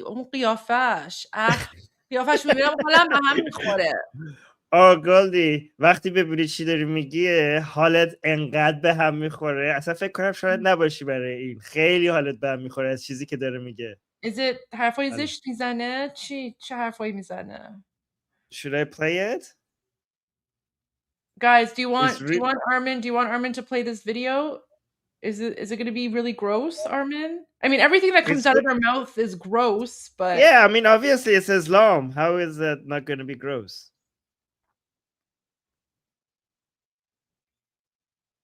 I'm looking at the chat. Guys, yes or no? Play it. People want to play it. Okay, all right. I'll stick around, but if he starts getting gross, I'm gonna like you'll continue and I'll just like nope out. Okay. So he's talking about Omar. Guys, remember Omar is the second Khalifa of Sunni Muslims, and he's a Shia, and Shias hate Sunnis, and they hate Omar, which is the Khalif of Sunnis, the second Khalif. Okay, so let's watch this. These are what we deal with in Iran. These are the teachings of Shia Islam. Oh wait, hold on. This is need to unmute. Go back. There we go. جناب خلیفه دوم عمر ابن الخطاب یه آرزویی کرده که این در حدیث اومده. تو حدیث اینو گفته آرزو دارم ای کاش گوسفندی بودم. خانواده منو پربار و چاق میکردن. عزیزانم می اومدن مهمانی و گوشت منی که گوسفند بودم رو کباب میکردن، آبگوش میکردن و اون عزیزان میل میکردن و به صورت مدفوعی از بدن اونها خارج می شدم. آرزوی مدفوع بودن. What?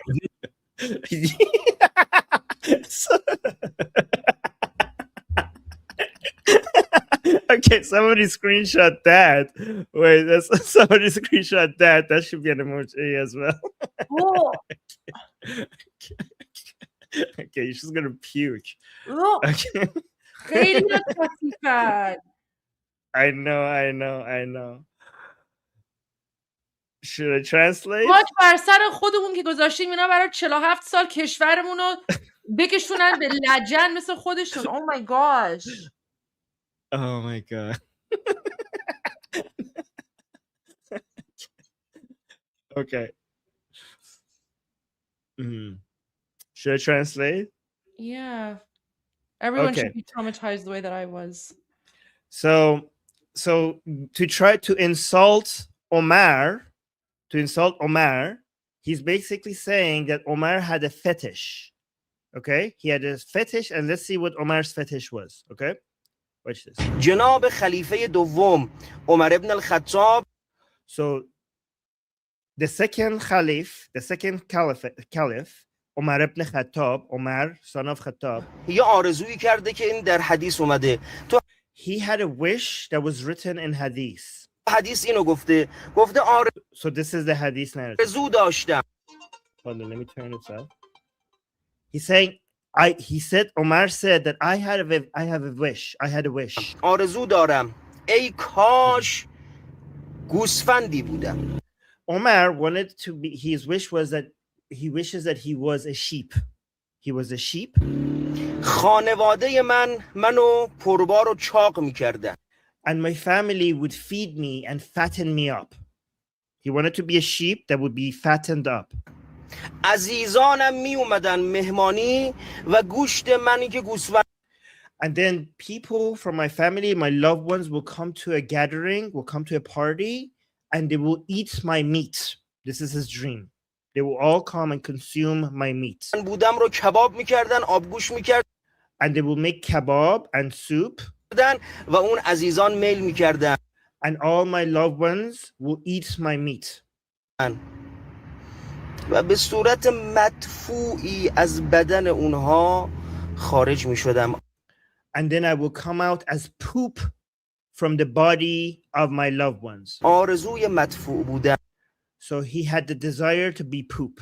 So he had a poop fetish. Omar, the second Caliph of Muslims, Sunni Muslims, he had a poop fetish. He wanted to become sheep, eaten by his loved ones, so that he could come out as poop from their butt.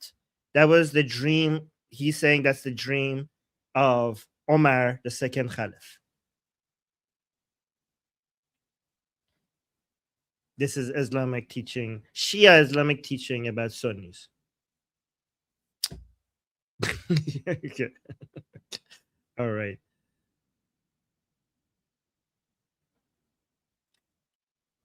Are you guys okay? Dream, I think dream big. So this is that hadith. Goldie, are you still with us? I'm here. Okay. This is the hadith narrative in Shia Islam to insult Sunni, the holy figures of Sunni Muslims. Yeah. All right. I have a little bit of sad news. Oh no, what is it? So remember Iranian Hodor? Yeah. So we identified who he was. Oh no, what happened to him? He was murdered. Yeah, they beat him to death. Right there? I'm assuming. I don't know. But so um Do we know his name? yep, we have his name. So just for reference, so guys, remember our remember Iranian Hodor? Our hero, he held the door to allow his friends to escape. So this video, came out January 19. We don't know from when it was, but we identified him, or someone did. So we identified our Iranian Hodor. His name was Mohammad Jabari. He was murdered by the terrorist Islamic regime. So this is our Iranian Hodor.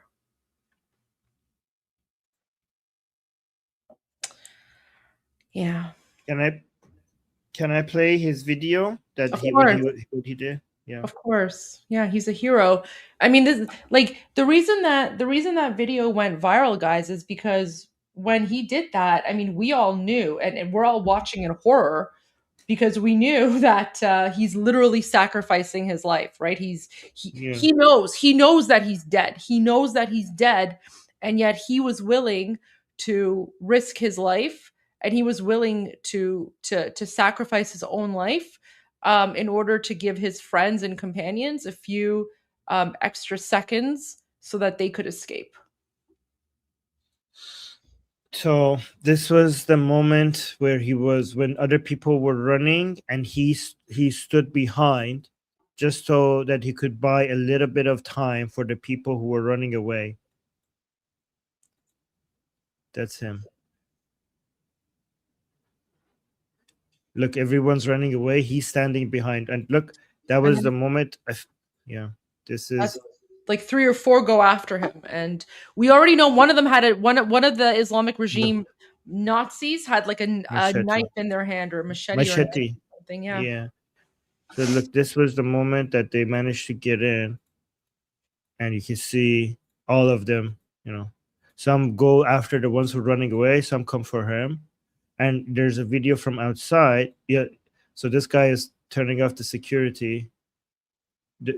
Destroying the security camera. So by the way, look at that. I just noticed that.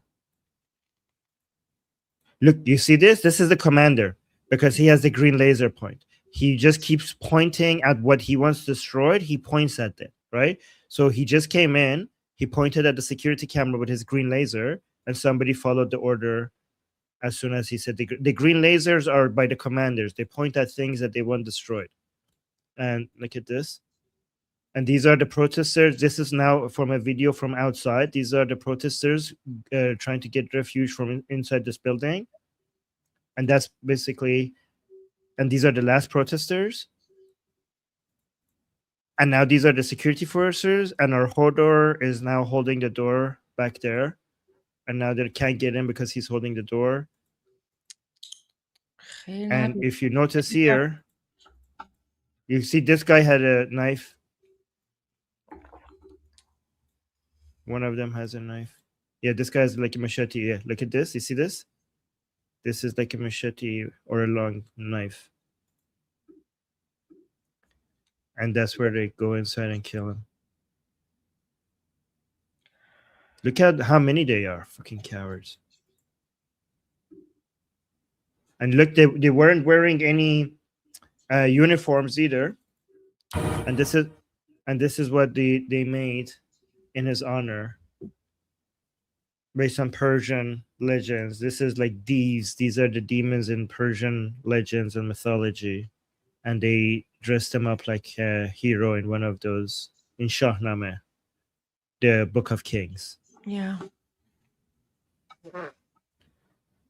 And apparently so what I'm hearing is some of his friends were caught, but some managed to escape. So he saved their lives. Yeah, he managed to save at least a few lives. So Yeah. And he knew exactly what he was doing. Like, he knew that this is probably, like, once that door opens, he's going to pay the heaviest price for what he's doing. And that's why we were calling him our Iranian Hodor, right? So what was his name? His name was Mohammad Jabari. Here you go. Let me just remove Armin's screen for a moment. Here you go. This is him. So Mohammad Jabari. This is him. Our Iranian Hodor. So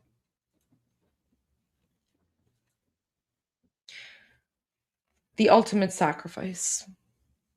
And there's so many like him, right? Armin, like the numbers I'm hearing, it's like over 75, almost 80,000, if not more. That's what I'm hearing. Yeah.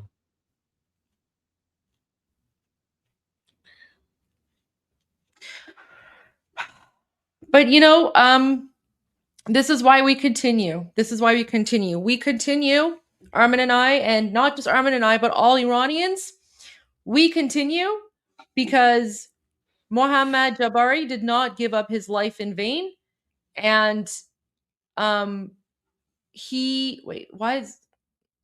asking me why okay, let me just ban that person. Sorry. I don't know if this person is in your chat or mine, Armin, but I just banned them because I don't have. Feel free to. Sorry. Someone's like, Goldie, why are you so cute? Like, I'm literally talking about how someone like gave up their life and sacrificed their life for their country. Yeah, don't post like weird things in the chat. I'm just gonna ban you. And then Armin can, if it's in Armin's chat, he can go and deal with it after. No, it's okay. If somebody is saying something like that, obviously just ban them. Yeah. All right, thank you. But like he's just one of tens of thousands. But this is why not just Armin and I, but this is why all Iranians are continuing. Because this is it. Like, this is the final battle. And the best way that we can honor Iranian Hodor, Mohammad Jabari, and everyone else is by making sure that he did not lose his life in vain, right? So we're going to make sure that this revolution is successful, and we're going to keep on moving forward. And there will be time for mourning after victory. There will be time for mourning after victory. But right now, we are in a war. I actually have a video from inside Iran, occupied Iran, from a few days ago. This is someone else who is in Iran. Let me just find it, because he was also disconnected from the internet for a while. And then he sent me I need to go to our group discussion right now, by the way. Is that you need to go to okay. All right, okay. Oh. So then I will save that. I will save that for when you come back. So are you gone for a couple of hours? Is that yeah, just is that okay? No, that's fine. I just want to know what your schedule is. Okay. Yeah. So all right. I'll put the link in the chat. Yeah, go for it. Okay. Guys, the link is in the chat. I'm going to go to our group discussion. If you guys want to come there and talk to me and ask me any questions or talk about what's happening in Iran or the Middle East as a whole or geopolitics as a whole, the link is in the chat, and I'll see you guys there in a minute. So, all right, guys. Bye. Amishal Khai, Javid Shah, Payand Iran. See you soon. Thank you, Armin, for everything. All right, guys. I know we started late. Today. That's totally my fault. I'm sorry, guys. I should have made a post or something on YouTube, but I was running errands. And again, like I said, I was getting my nails done, so I apologize. But what I can say is because we started later today, don't worry, I'm going to be here all night. So we're not going to end the show early. We're going to go all night because it's Friday night, and it's Friday night, and we're just going to keep on doom scrolling. We're going to keep on sharing the news. We're going to go through some videos. We're going to go through a lot of updates. But right now, because we want to support Armin and Armin's discussion group, I'm going to, for the first hour, I'm just going to share some videos and different updates. So what I'm going to do right now, to give people an opportunity to go and join Armin's live discussion group, I'm just going to play 2C TV's update from earlier today because that's pretty important. So, you know what? Thank you guys. Thank you. Okay, so guys, what I'll do is why don't I work on that Discord? Because again, like I know nothing about Discord, but someone very close to me suggested that I do I create a Discord channel so that we can all, continue the conversation and, continue speaking and, updates and whatever when I'm not live streaming. So why don't I work on that? Because you guys, again, I know nothing about Discord. And I'm going to expose myself here. I'm going to expose myself. So the only time I used Discord was during COVID. And I basically used it when I was playing Pokemon Go. And I was joining people to fight, to fight, to do the battles, right? And then, you would get those tickets and then you could join people remotely. So the only time that I ever actually used Discord was during COVID when I was playing Pokemon Go because I was isolated. And but yeah, that was it. So I literally know nothing about Discord. Oh, you guys are going to join Discord? All right. Okay. So I will work on that. So not anymore. I used to play Pokemon Go. I haven't played it in 3 or 4 years. It was literally my COVID hobby. When I was going insane, I would, go on walks with my dog and, play Pokemon Go. In between, and that was me as a politician, by the way, too. So that's how I de-stressed. When I was in politics and I was dealing with COVID. I would play Pokemon Go. I even joined a local. I even joined an online, a local chapter of Pokemon Go players in my community. So I even made friends with all these people who vote for me, and they were like, "Oh my gosh, Goldie plays Pokemon Go," and I was like, "Don't tell anyone." Anyways, okay, so but so all that to say, I know nothing about Pokemon Go. Sorry, I know nothing about Discord, but I'll figure it out. And I'll see if we can get some sort of Discord channel set up. But in the meantime, we're going to go to a break because we want to support ARMIN and ARMIN's discussion group. So everyone, make sure if you want more details on what's going on, you can go to ARMIN's discussion group, and then I'll just play this and I'll be back in a little bit. Okay.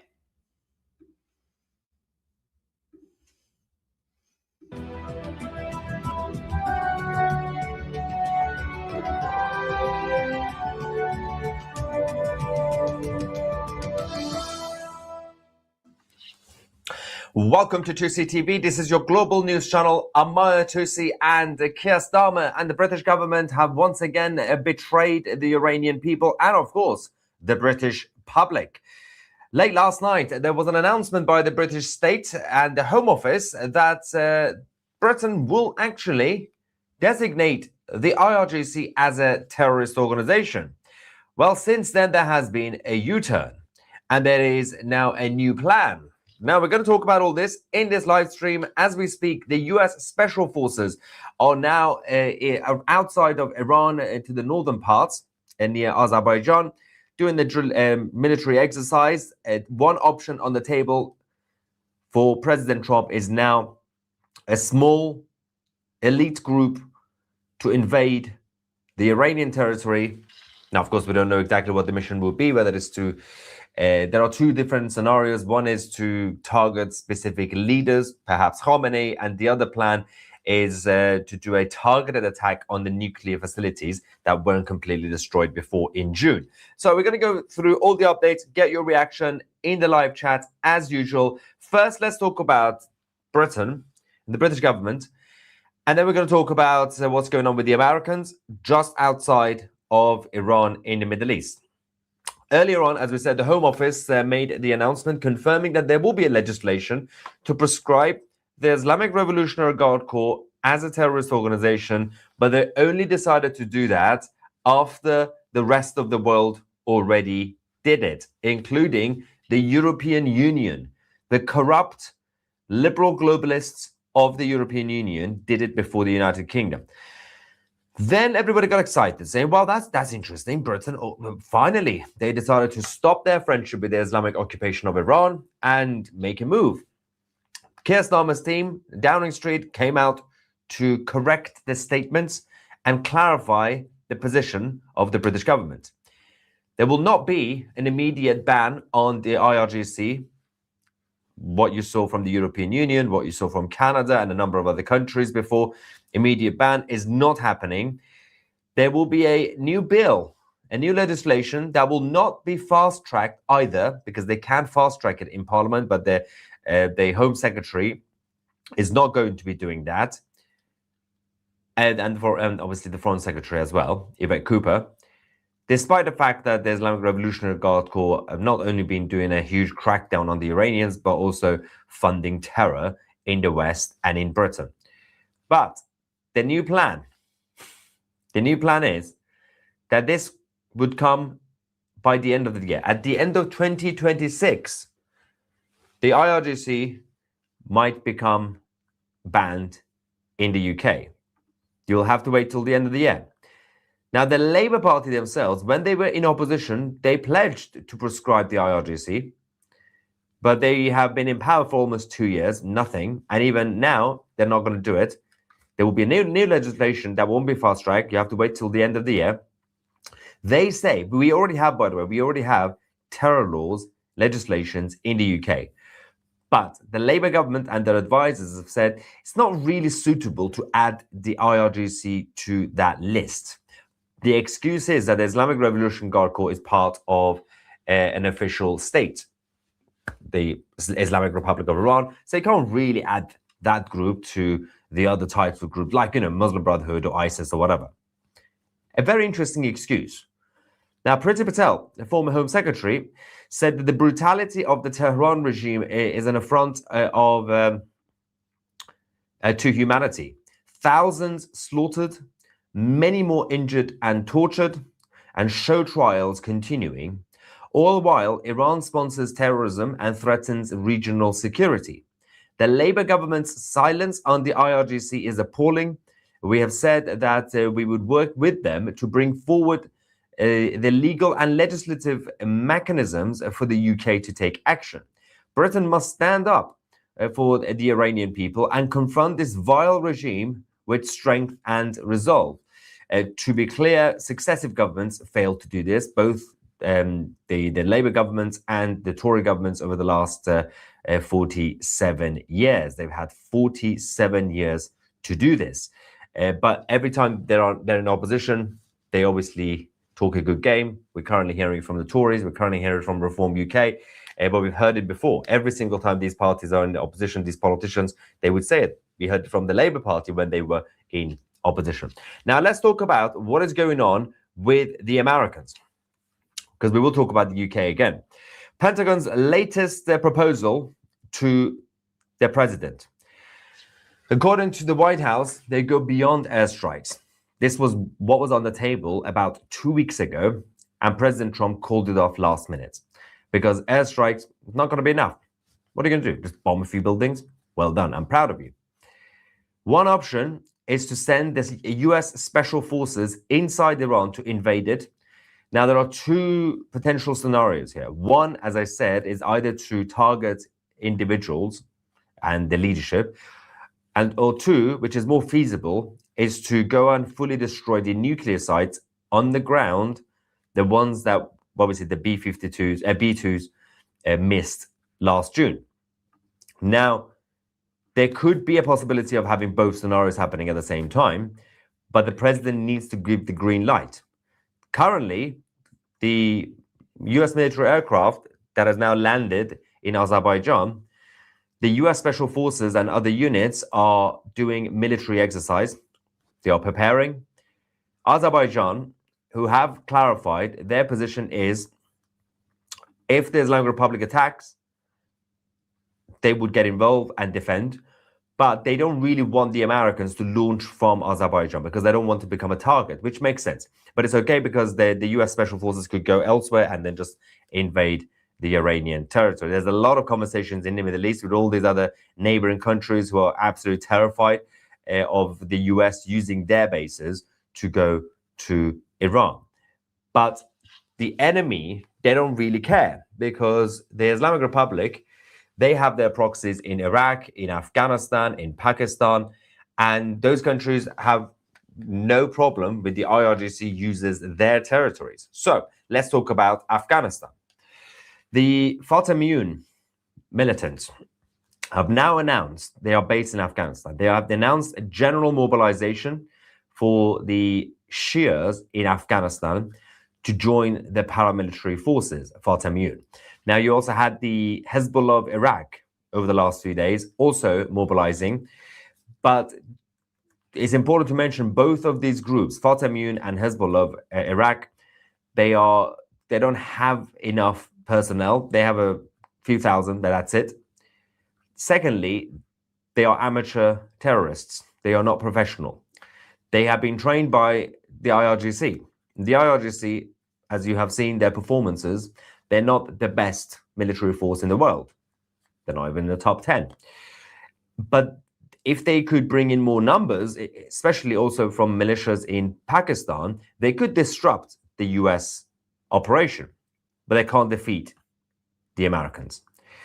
China are quite concerned about the backlash on their own infrastructure, their own citizens, their own connections in Iran, because of course the Chinese Communist Party infiltrated Iran over the last few decades, especially the last couple of decades. President Xi has now ordered all Chinese citizens to evacuate from Iran as soon as possible. Last week, Xi Jinping and the CCP also ordered their diplomats and their spies to leave Iran. That already happened, but they've now taken it to a new level. Keir Starmer's best friend, Xi Jinping, has now said, anybody who's Chinese, you gotta get out. This kind of makes sense because most of the people who would be Chinese who are in Iran are spies and are part of the Chinese Communist Party. They're not necessarily citizens. The party in Beijing don't really care about citizens. They don't really care about civilians. They care about their assets. And that's why Xi Jinping, while obviously hanging out with Starmer this week, he's also keeping an eye on the situation in Iran. Now, he knows that he's got the backing of the Eastern globalists and those who are joining the New World Order. The New World Order led by China, backed by the British government, Keir Starmer, and almost by Mark Carney of Canada, but he had to make a U-turn last minute because President Trump shouted at him. There are still those who are pushing for the New World Order. And the issue is that when the announcement came from the British government late last night that, oh yes, we will also designate the IRGC, like the European Union, and then somehow this afternoon, while Keir Starmer is in Beijing, actually he's in Shanghai now, the conversation changed. And Keir Starmer said, you know what? I suddenly changed my mind. We're not going to do an immediate ban. We might do it at the end of 2026, which is about 12 months from now, 11 months from now. Was there a conversation between Winnie the Pooh, Xi Jinping, and Keir Starmer? There are other problems involved because I did say this weeks ago that all these liberal globalists will be jumping on a bandwagon when the regime in Tehran is collapsing. The European Union jumped on a bandwagon. They designated the IRGC. They could have done it 10 years ago, but they didn't. The United Kingdom, by not actually banning the IRGC now, they are still basically playing both sides. They are waiting. If the Islamic Revolutionary Guard Corps somehow survives this conflict, then they could just be, oh, we're still friends, it's okay. But the opposition is not really Keir Starmer. It's not the Labour government. It's the Foreign Office and the Palace. It's the British state. If the IRGC is about to fall, then they will also designate it last minute, even though at that point it's pointless because the IRGC doesn't exist anymore. Why would you designate something that doesn't exist. But they will be seen as, hey, look, we're also against terrorism. We were never friends with the Islamic Revolutionary Guard Corps. Everything's fine. IRGC definitely didn't have a base and headquarters in London, in Maidavale. Now, the other nutters of NATO, talk about one NATO member, United Kingdom, the other NATO member, Turkey, are desperate to do their final attempt. So right now, as we speak, Abbas Araghchi, the foreign minister of the Islamic Republic, is in Turkey. And he's been talking to Erdogan. Erdogan has one final card to play. He is desperate to ensure that the conflict doesn't happen. The main reason for this is because if the Americans, while they are NATO, if they destroy the Islamic Republic, who is the bigger winner in the region? Israel. Erdogan does not want Israel to win. And because of that, sorry, I'm just getting some breaking news. Okay, we'll double check that. We'll have to verify some of the information. So if the Israelis win, obviously Erdogan's expansion plans will also be jeopardized. So he has been desperate today to persuade both the Islamic Republic and President Trump to talk. Now, one final card to play is Erdogan has said oil in Iran could be allowed by the US companies to operate. Obviously, Ali Khamenei is going to say, no, we worked really hard to kick the Americans out of Iran. We can't say yes to this. But this is a very, very interesting deal, right? Americans getting access to the Iranian oil without third party. But the next few hours is crucial, absolutely crucial, because everything you're going to be hearing in terms of the back channeling and conversations tonight, perhaps tomorrow, but today and tonight might be the final hurdle, the final attempt to have some sort of conversation between the Islamic Republic and the Americans. The Americans are not moving so far from their red lines, which are extremely red. The Islamic Republic can't say yes to any of them. Get rid of nuclear, get rid of ballistic missiles, release political prisoners, stop killing people. Yes, they're not going to say yes to that. The oil thing, Americans would love that. Theoretically, academically, Americans would love that. Oh, wow, we're going to get oil. That's good. But I still cannot see the Islamic Republic saying yes to that. Even if they say yes to that, they're going to have to say yes to the other stuff. So it's still very sensitive. Anything could happen with these conversations. Erdogan is trying to be dirty, trying to prevent the fall of the IRGC because he hates Israel and the Iranian people. And we'll see what happens tonight and this weekend. Now, the US Navy and the destroyer USS Delbert D. Black is now officially in the southern parts of Israel, near the port city of Eilat, and they have taken positions. Now, the US military will be using their campaign once the Islamic Republic decides to hit Tel Aviv. The United States will carry out the defensive strategy to protect the Israeli territory from the Red Sea. Now, you already have that as a destroyer from the Navy, the US Navy, but you also have obviously what's on it and what's going to be around it.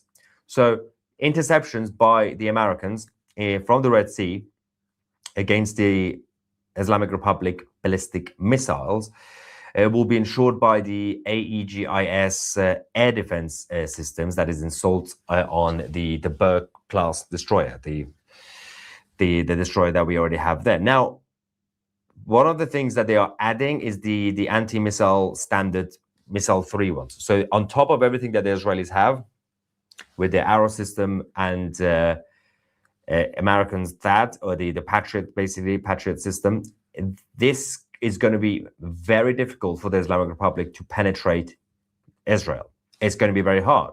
They might still cause some damage in Tel Aviv because they will be aiming to hit civilian areas, not necessarily military bases of IDF. So People still need to take shelter in Israel. People still need to be vigilant, but the Americans are there to ensure that there is extra security on top of what the Israelis have already been preparing. The Islamic Republic are also not sitting down, just being quiet. They've been doing dodgy stuff. We got the recent images from satellite showing that the tunnel entrance to the nuclear site in Esfahan, which has about 408 kilogram of highly enriched uranium, the Islamic Republic have recovered, basically completely covered the entrances with soil. And apparently they've also been using ultra high performance concrete to protect the entrance and the tunnels from airstrikes.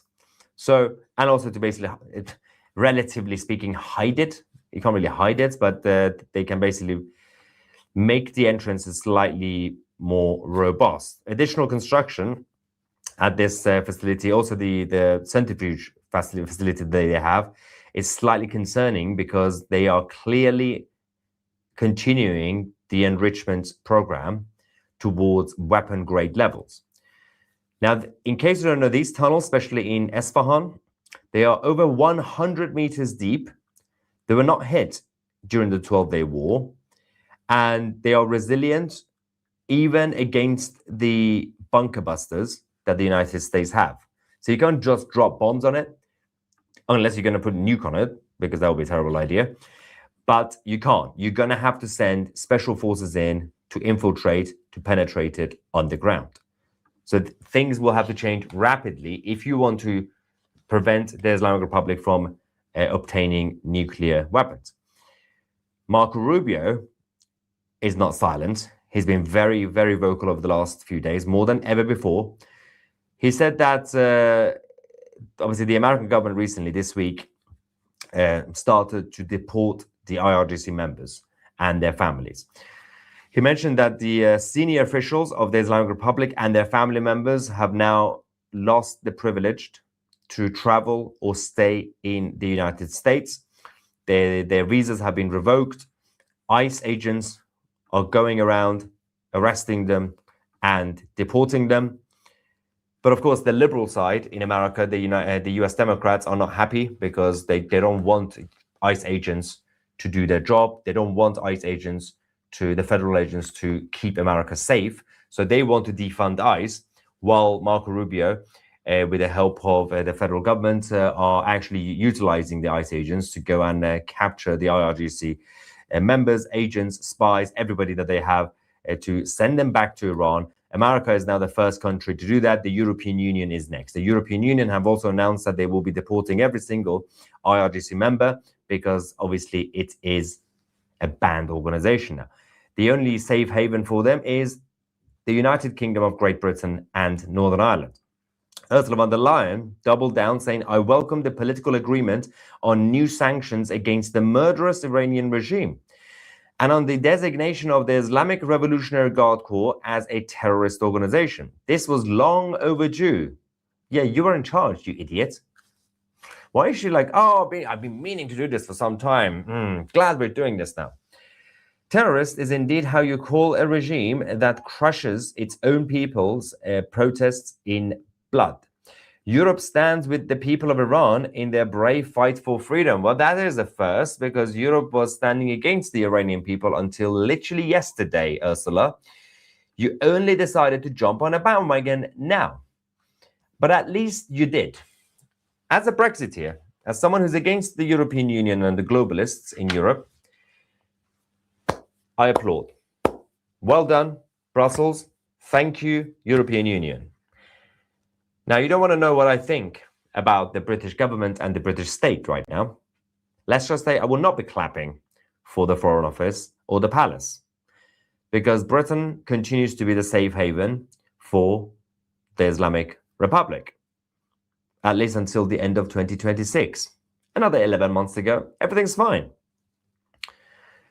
Now, going back to Iran, inside the country, and what has been happening on the ground.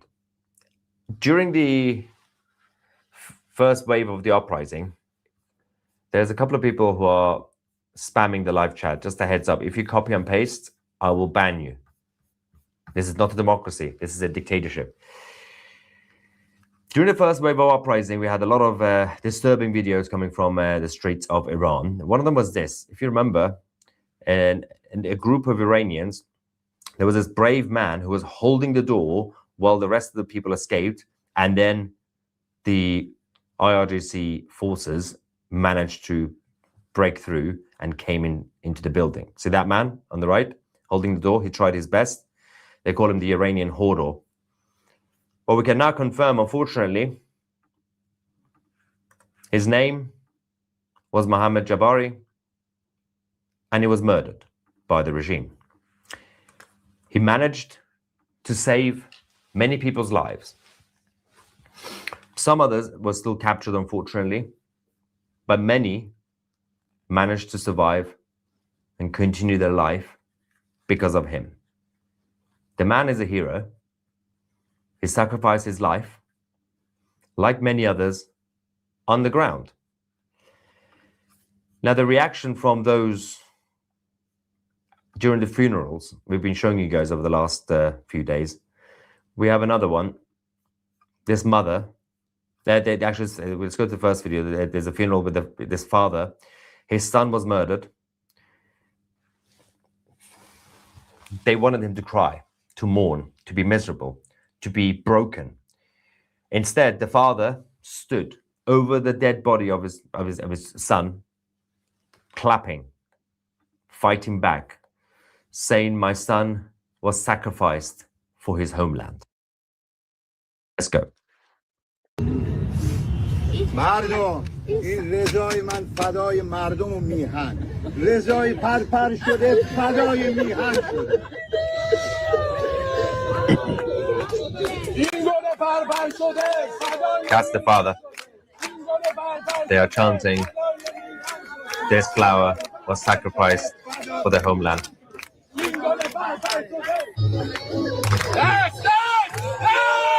Saying, refuse, don't mourn, don't cry, don't be miserable, don't be broken. Clap, dance. That's how you show resilience. That's the dad. The tough times. But there's also this other, this mother, Reza Nadari's mother, who said that you, the regime, took my Reza from me. I have now gained thousands of sons, as in the rest of the Iranians. I have the sons of Bakhtiaris, the Kurdish sons, the sons from across Iran. They will get revenge for my son, Reza. Let's go. من یه رضا دست دادم ولی هزاران پسر برم اومد از بختیاریش از کردش از ایرانیش از همه جا تو فکر کردی فرار میکنی نه بابا هر جا ببین مشهد منتظرتن ایران منتظرتن هر شهری بری منتظرتن بیشرم بیدی نصر پوتیانی خدا نلکت کنه خدا اون پدر ناجی بیشرف رو نلک کنه که یه جیر خوره بسیجیه. Yeah. The strength continues. The fight back continues. The protests continue across Iran at nighttime, when they can obviously do it without getting shot, most of the time from rooftops. Now, over the last few weeks, we've also talked a lot about the opposition, of course, the Crown Prince, but the role of the mainstream media in the West, which is to undermine the opposition against the Islamic Republic. They have been promoting the MEK, the Mujahideen, who are a small group of, at this point, irrelevant Islamic communists.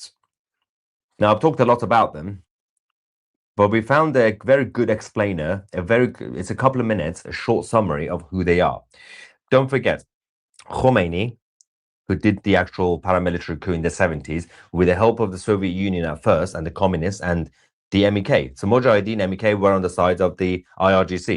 Then they fell out, and there's a reason for that, and that was because of what happened with the siege of the American embassy, when the Islamic Republic decided to basically free the Americans, the hostages. The MEK and Mujahideen fell out with the IRGC. Now, this all goes back to the links to the Soviet Union. The Soviet Union wanted that they were the ones behind the siege of the American embassy in Tehran. Khamenei himself, right now, he was also an agent of KGB and the Soviet Union. Mujahideen, same. They fell out. But the best explainer that we can show you now, they've been bribing, obviously, a lot of the Western media and politicians to promote them.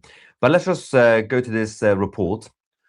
It's a good explainer of who they are. In Washington, they are sold as freedom fighters, the democratic alternative for Iran. But before we buy the packaging, we need to read the receipts. Founded in 1965, the MEK combined Islamic theology with Marxist ideology. Their mission? To destroy the Shah's government and drive American imperialism out of Iran. From the start, they followed two tracks: armed struggle and propaganda. In the 1970s, they used bombs to target American personnel. They assassinated at least 6 U.S. citizens, including military officers Lieutenant Colonel Lewis Hawkins, Colonel Paul Schaefer, and Lieutenant Colonel Jack Turner. Their radicalism was fueled by deep ties to the Palestine Liberation Organization, sending members to training camps in Lebanon, Syria, and Jordan. Their platform called for the total uprooting of Zionist foundations. When the U.S. Embassy was seized in 1979, the MEK actively participated. They declared, "After the Shah, it's America's turn." In the wake of the failed U.S. rescue attempt, they placed their military units at the disposal of the Revolutionary Guards to fight America. Once the hostages were released, the MEK condemned it as a surrender and labeled restoring U.S. ties as treason. Following a fallout with the new regime, they fled to Iraq to become foot soldiers for Saddam Hussein. In 1991, they reportedly helped Saddam's guard crush Shia and Kurdish uprisings. Inside their camps, they became a cult. Reports describe forced divorces, stolen children, and re-education prisons for dissenters. Because of these violent acts, the U.S. State Department designated the MEK as a foreign terrorist organization in 1997. However, the MEK launched a massive, multi-million-dollar lobbying campaign in Western capitals. In 2012, during the Obama administration, Secretary of State Hillary Clinton delisted them. But even then, the U.S. government warned, "We have not forgotten their past terrorism." Today, the goal is rebranding. The message is polished. The events look official. The branding says freedom. But the record does not change. An official State Department report was clear. They are shunned by most Iranians and are fundamentally undemocratic. They are not a viable alternative for Iran. However, some prominent U.S. political figures and advocacy networks have tried to rebrand the MEK. But make no mistake, these are paid appearances. And MEK is leading the way to a free Iran. Is there an alternative to the mullahs, to the dictatorship? And the answer is yes. It's the resistance. It's the MEK.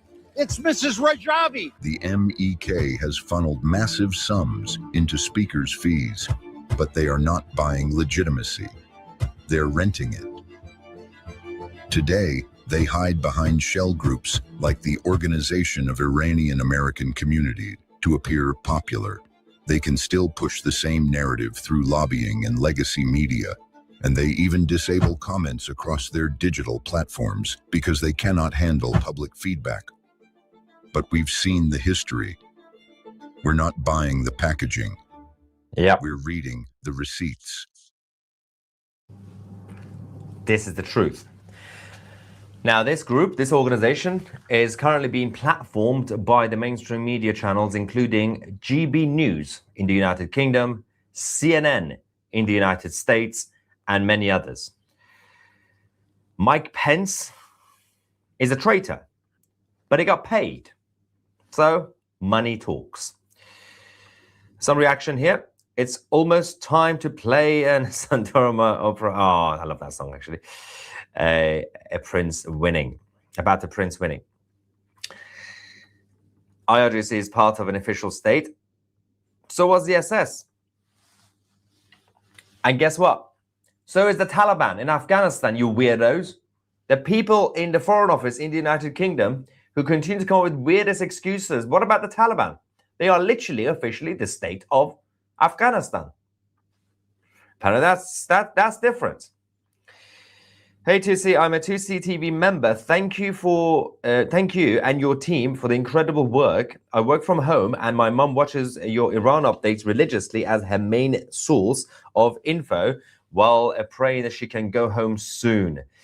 Can you shout out Mariam, my mom, please? Well, hello, Mariam. Thank you so much for watching. Hopefully you will be in Tehran soon and we will be visiting my first ever British pub in Tehran. Yeah. We'll be serving some Australian beer as well. Do the Australians have beer? Did they have their own beer? I don't even know. Do you guys have beer there?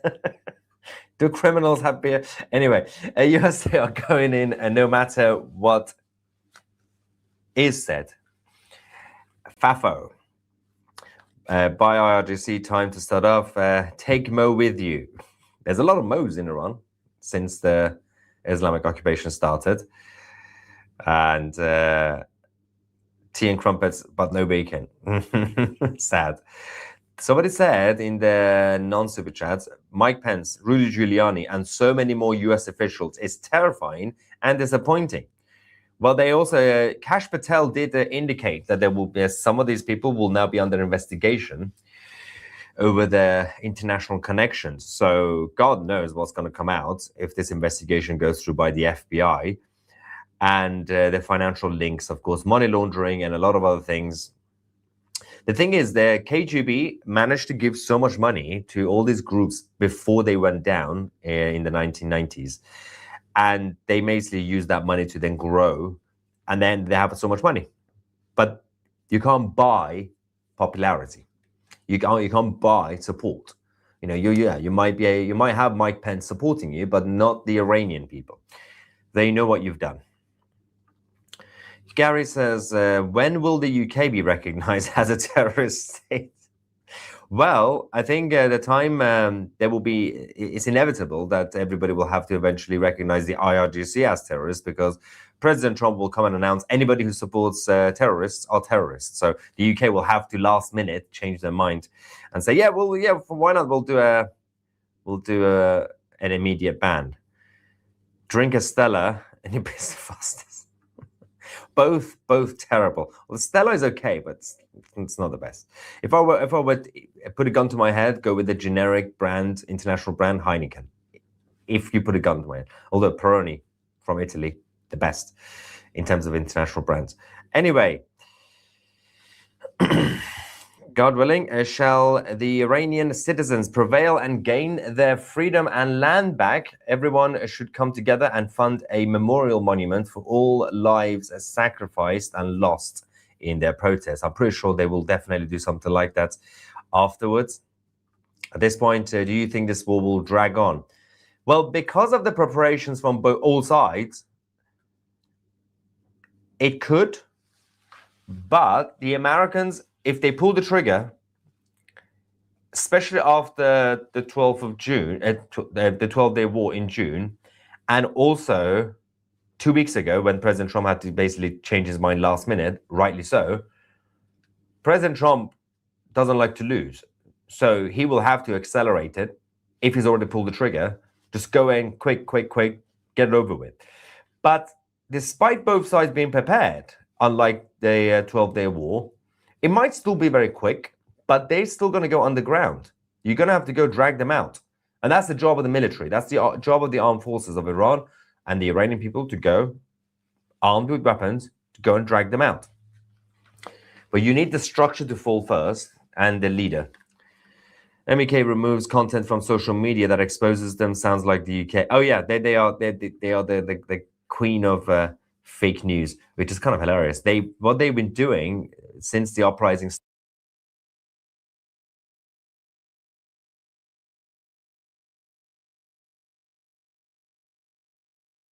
up better than 3% over concerns over possible U.S. military action against Iran. Take a look at where we stand this morning after that move higher yesterday. Crude oil this morning at $64.71 a barrel. That is down 1%. The president warning Iran an armada is moving toward the country, urging Tehran to make a deal on its nuclear program and stop the killings or face a major military attack. Meanwhile, oil producer Chevron is set to boost exports of Venezuelan crude oil to the United States to some 300,000 barrels a day beginning in March. Chevron CEO Mike Wirth will be my special guest Monday morning right here on Mornings with Maria at 8:30 a.m. Eastern. Don't miss that interview coming up. But first, let's get the details from the U.S. Interior Secretary, Doug Burgum, in studio right now. Secretary, great to see you. Great to see you, Maria. Thank you so much for being here, and I'm happy to be able to talk about so much. We were just talking about rare earths with Barbara Humpton from USA Rare Earth. I want to get your take on mining, but let's start here because the Interior oversees nearly 27% of America's oil production. Tell us your thoughts on the plans to tap into our energy capacity and what you can do at the Interior.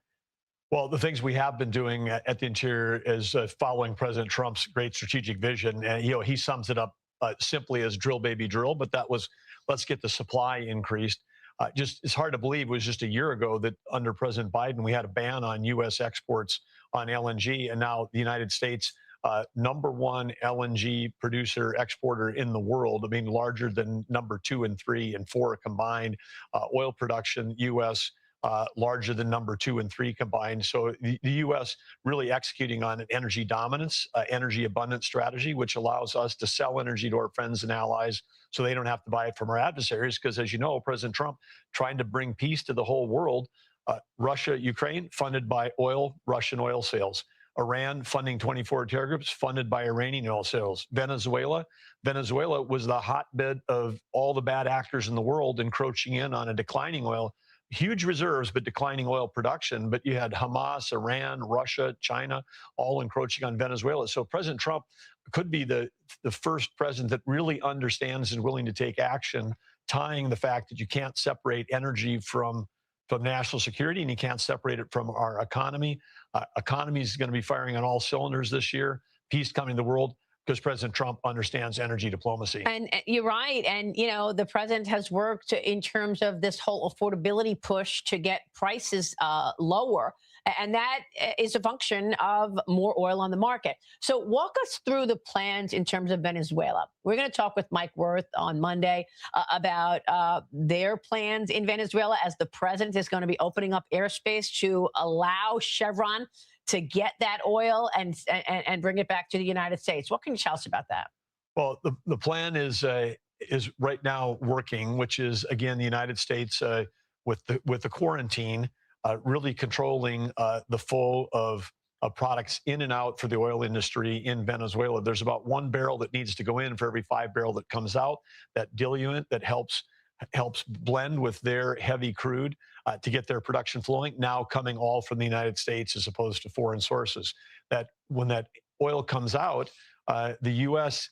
In control of where it's sold, that oil coming out being sold on the global market for the first time. A lot of this oil from Venezuela was being sold in basically the black market on the dark fleets. And Venezuela had just become another one of China's discount gas stations. China, of course, building up the world's largest, strategic energy reserves because they're the most energy dependent country in the world. I mean, 11.5 million barrels of oil a day is about their consumption. And there have been days in December where they were buying 2 million barrels above what they were consuming, just continuing to grow their stockpiles. But with right now, with the President Trump and his plan on controlling the sales, controlling the revenue, that's what allows the collaboration with the current government in Venezuela, and it's what's going to help put this country on a track towards rebuilding their industry. Remember, Caracas could be the next Dubai under the right economic conditions. That is unbelievable, really. And we're going to wait to see the fruits of that labor. The big story of the morning, obviously, is the president has made his decision on the chairman of the Federal Reserve. He posted about it earlier, writing, "I'm pleased to announce that I'm nominating Kevin Warsh as the chairman of the Board of Governors of the Federal Reserve System." And I want to get your take on this in terms of how easy it will be for the nomination process. You know, the Democrats are trying to stop him at every turn. Does this become more complicated getting his chairman across the finish line because of the probe of Jay Powell right now? What's your take? Well, I think, again, you've seen how the Democrat minority in the Senate has operated. Whoever President Trump picks, they're going to try to block, and it doesn't matter really for what position. But Kevin Warsh, a fantastic pick to lead the Fed. President Trump had many great choices, including Kevin Hassett. I mean, the two Kevins, as they're called around the White House sometimes, but having both of them on the team, Kevin Hassett on the National Economic Council, Kevin Warsh leading the Fed with his experience. I think this is going to be an economic dream team for the president. You throw in Scott Bessent, you throw in the rest of the cabinet with strong business and economic and finance backgrounds. There's never been a stronger team helping to drive the economy than right now. And Kevin Warsh is, he, like I said, he understands how the Fed works, but he's also aligned with the president on strategy. I certainly hope that for the country, that the Democrats will get him passed through quickly because his leadership is going to lift up the economy for every American. Yeah, and the president also posted about Kevin Hassett, actually, I should say. And he says there was great speculation that the highly respected Kevin Hassett was going to be named chairman of the Fed, and he would have been great. But honestly, he's doing an outstanding job working with me and my team at the White House. So exactly. the president put that out as well in terms of all the short list there. Look, I want to get your take on what the Fed needs to do at this point, because I spoke with Kevin Warsh last year about the criticisms that the president had on the Federal Reserve, and I want to share that with you. Do we have that soundbite of Kevin Warsh? Okay, here he is. Watch this, Secretary. The president's right to be frustrated with the Jay Powell and the Federal Reserve. Inflation comes when the government spends too much. That's the spending you're talking about, and prints too much. The president took a good shot at putting the fiscal house in order through this tax bill. The U.S. is on the cusp of, I think, a radical improvement in our productive capacity. Why is it that money and financial conditions are so loose on Wall Street and considerably tighter on Main Street? Because the Fed has the policy mix exactly wrong. It has a big balance sheet like we're in the 2008 crisis, the 2020 pandemic, and has rates that are too high. It needs to shrink the Fed balance sheet and cut interest rates. So with lower interest rates, how does that affect your portfolio in the Office of Interior? Well, of course, Interior, if we were a standalone company, we'd have the largest balance sheet in the world. 500 million acres of surface, 700 million acres of subsurface, wow. 3.2 billion of offshore, all the way from American Samoa to the U.S. Virgin Islands, all the territories and the countries of which we've got affiliations with, the COFA states, those are all managed under Interior. So whether it's the natural resources extraction across all of those represents really the power, what's powering America, both onshore and offshore energy. And of course, those industries, if you have lower interest rates, that benefits not only benefits every American because we're paying less on our debt, but it benefits every company that's working in these things as we work to build ourselves back into get back into the mining business. Yeah. Lower interest rates lift everyone up. So Kevin Warsh on that clip, exactly accurate on his assessment. And thank you for the context there, because we've been talking about how the president is working overtime to limit China's stronghold on these things like critical minerals, including the acquisition of Greenland and gaining access to these key areas. We just spoke with the CEO of USA Rare Earth, Barbara Humpton, and a lot of this land where she's actually finding opportunity, like the area in Texas, these are federal lands and mining is under your purview. Here's Barbara Humpton on the rare earth opportunity in Texas right now. Watch this. You have access to some of the richest areas in terms of minerals. Tell me about that, is particularly this space in Texas. This is a really important point.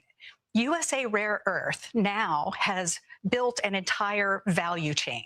from the mine all the way through to metal making and magnets. This mine that we'll be developing at Round Top in Sierra Blanca, Texas, is the richest known deposit of heavy rare earths in North America. Why do heavies matter?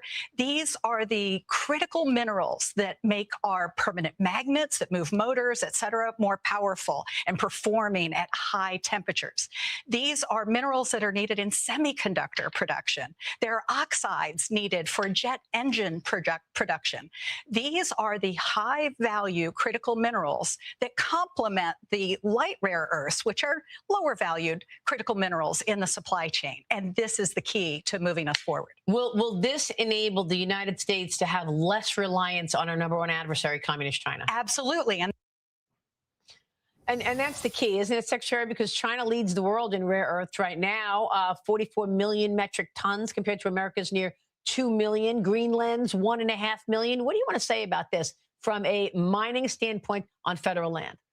Well, you're right. One of the biggest strategic challenges we face as a country is closing this gap where China, if you take a look at the periodic table, take the 20 most important rare earth minerals, as Barbara was talking about, that we need for defense, for aeronautics, for automotive, and for technology.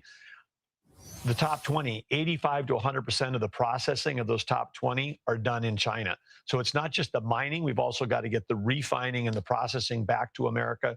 We're doing that, as President has instructed us. It's not just drill, baby, drill. It's mine, baby, mine, and it's going to be process, baby, process. We've got to get all that refining back here.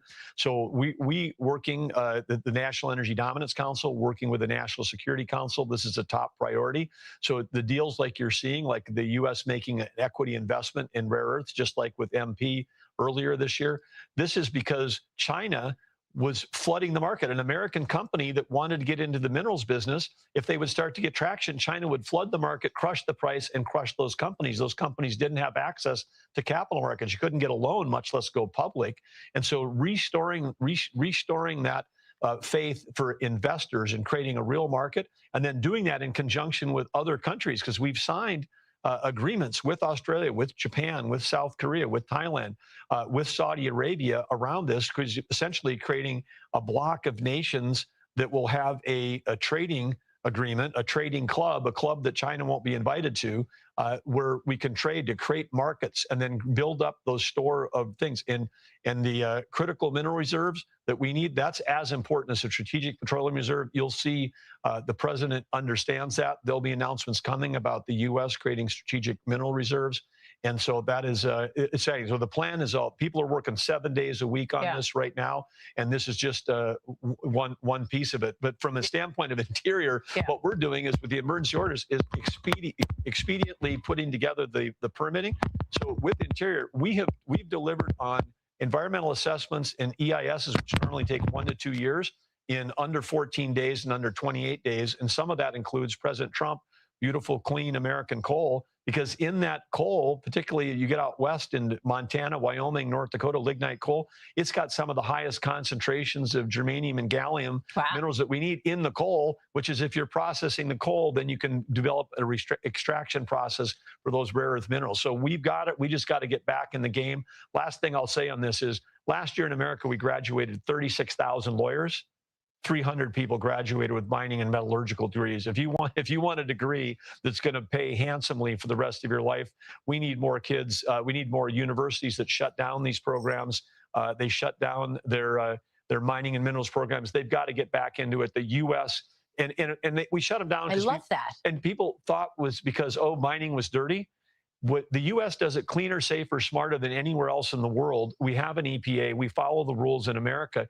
If you go around the world to where China was extracting these minerals, in the DRC and Malaysia, they're destroying those countries, child labor. You do not want to get minerals from China because there's no care around. The U.S. does it better. We should bring all that back home for all the reasons, economic, national security, and for taking care of our air, our water, and our soil. Well, I love that you just said that. And that's really an important point for our viewers to understand, that this mining business, metals and mining programs should be put back. And this is a real opportunity longer term. But I think one of the most important things that you're saying in terms of your efforts is how you've cut regulation Yes. and how you've made the permitting process easier. I mean, the interior, cutting timelines, cutting risks. I mean, giving policies that are giving pricing power and supply chains back to America from Beijing. Look, I poke the president from time to time. Oh, are you going to be an activist investor? I mean, what are you doing? You said you wanted to have the private sector lead, and here you are taking stakes. But I love it. I think it's absolutely so smart to have this acquisition strategy at the Department of War.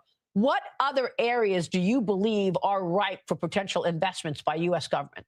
I just want to say one thing. It's an investment, not an acquisition, because we don't want the federal government owning 51% of anything. We don't want control. We don't want to control boards. You don't want to be an activist investor. Well, we want to be activists in that we're actually creating a market that works, and we're creating price floors that would allow investors to, if the capitalism to work. We want to create that security because we weren't operating. We were operating in a market where, with China's dumping, they were destroying U.S. opportunity for capital markets to work.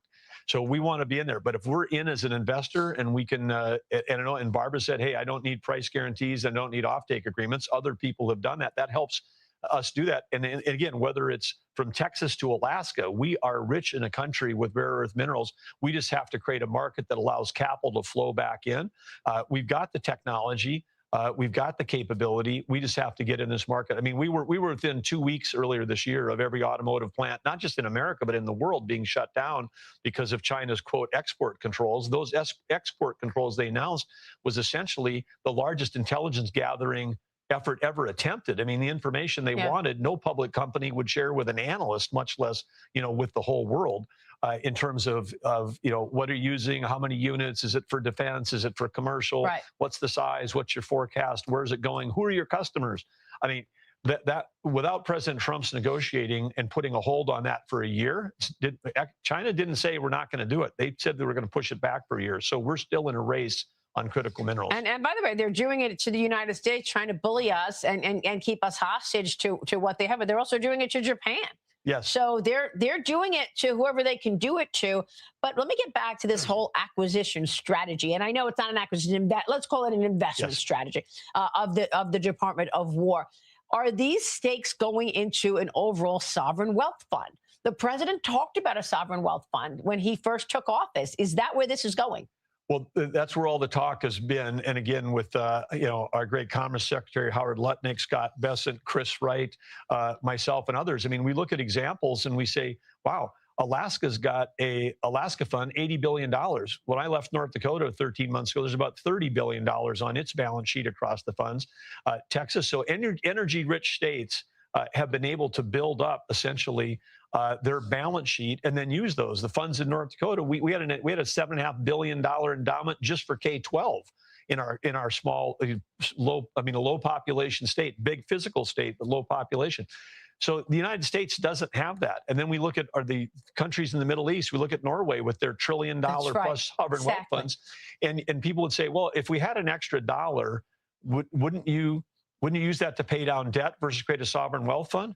Well, if you could invest in a company, in a rare earth company, and get warrants, and you put $1 in and it turns into 3 or 4 because of the actions the United States is taking, President Trump understands if the United States is going to issue permits, provide defense, do things that create value, then the American public should be getting a lift off of their investment. So some of these investments that have been made this year, like Intel and others, have had huge returns. So yes, exactly. So it is beginning. It is beginning. And if you took a vote across the cabinet, there would absolutely be the beginnings of a sovereign wealth fund, because then everyone would understand the government is investing on behalf of the American people. And when their tax dollars are going towards creating the security environment, like in Venezuela, we create the security environment. The value of all those resources are worth more today than they were on January 1st because of U.S. security. Shouldn't the U.S. citizens be getting a lift as part of that? So smart to have a sovereign wealth fund and the efforts there. I mean, to me, it was very clear that this is where this is going. But I wanted to check with you real quick on energy before you go, because you've had all hands on deck. Oil, gas, I mean, everything, nuclear. And I want to get your take on this new initiative that you are doing at the Department of Energy to strengthen U.S. nuclear fuel supply chain. We've had a lot of nuclear startups on this program, and the department is asking states who's interested in hosting the nuclear life cycle innovation campuses.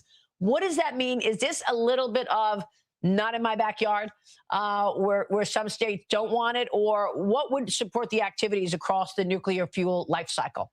Well, first of all, I want to just say this is the first time since the creation of the Department of Energy that we have an energy secretary who graduated from MIT with understanding nuclear physics, Chris Wright. And basically authored or started the shale revolution. Yes. Right? Yeah, and he graduated from MIT when he was 20, by the way. Oh my God. So it is like this. We have to understand that we've got the 17 national labs all under DOE. Chris Wright's visited all of those. The amount of capital since President Trump signed 4 executive orders in the nuclear industry last summer, there have been a record billions and billions of dollars flowing back in, venture capital coming back in around small modular nuclear, and then changing the regulatory environment. I mean, the last one we built, it doubled the cost, $30 billion, 15 years to build. China is building like 25 nuclear plants right now. On top of it, I mean, they're adding 86 gigawatts of coal again this year. 1 gigawatt runs Denver or runs Utah. Wow. I mean, they did 90 gigawatts of coal last year. They're on the AI arms race. We're leading in software. We're leading in the language models. We're leading in the chips. China's leading us in electrical generation. We need nuclear as part of the mix for electrical generation. Yeah.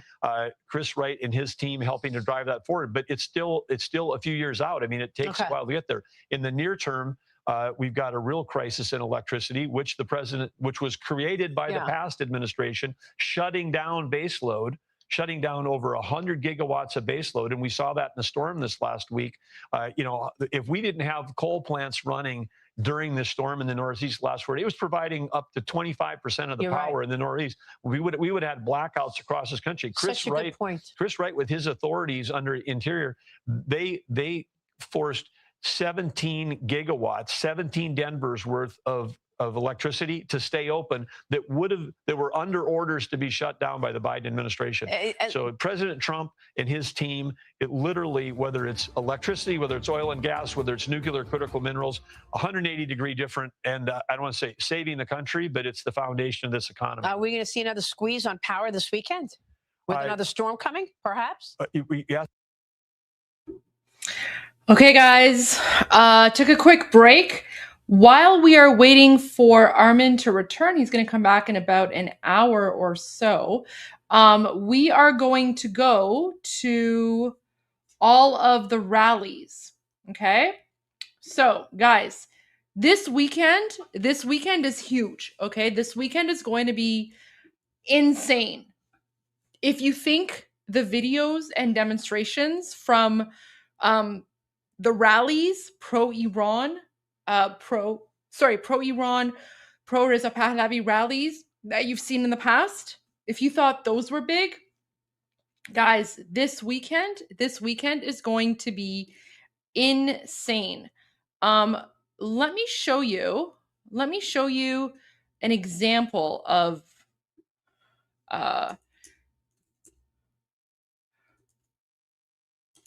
let me show you what I'm talking about.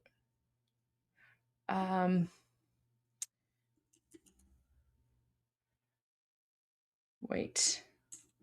I just want to share like an example of here we go.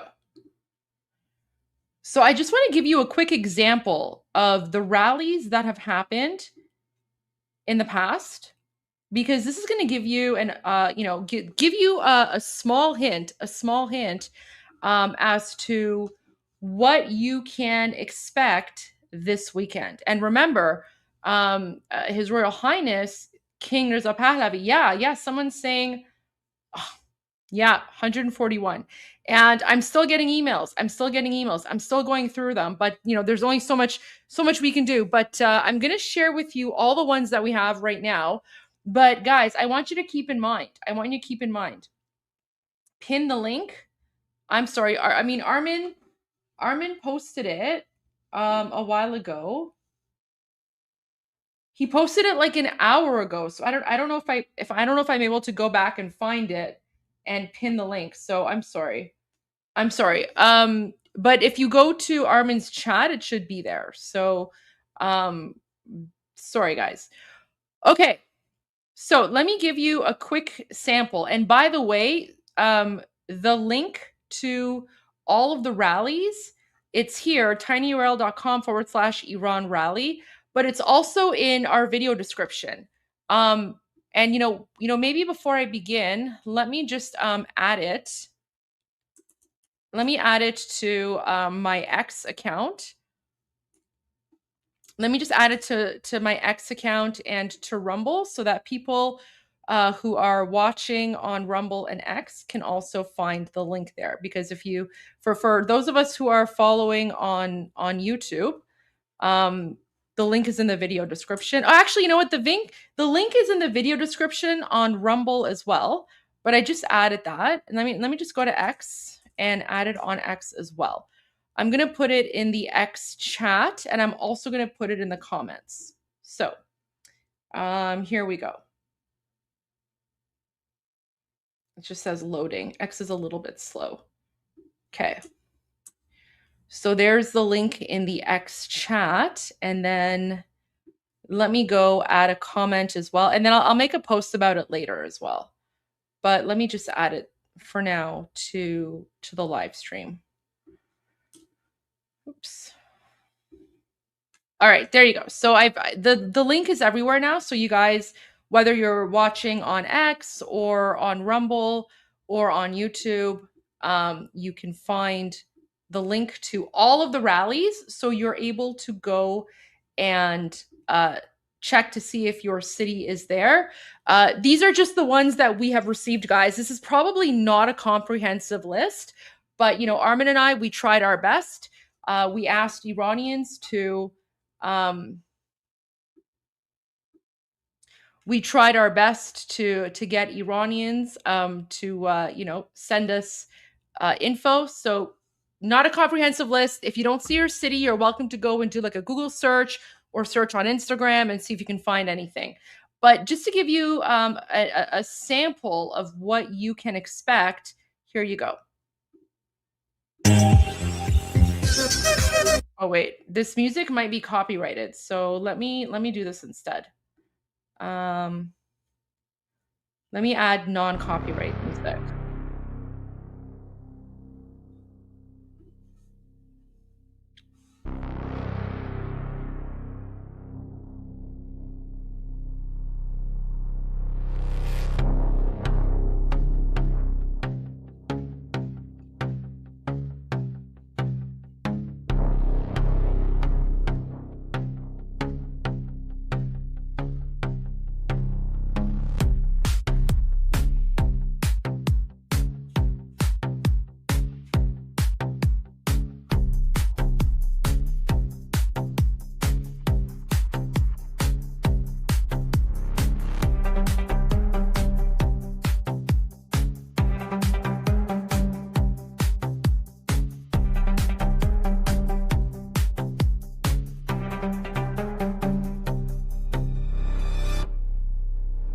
One more time. So if you think these demonstrations are big, you guys have no idea what's coming this weekend. So if you want to be part of the Iranian national revolution, show up. Show up. You don't even need to have an Iranian flag. Just show up. Show up and say Javid Shah.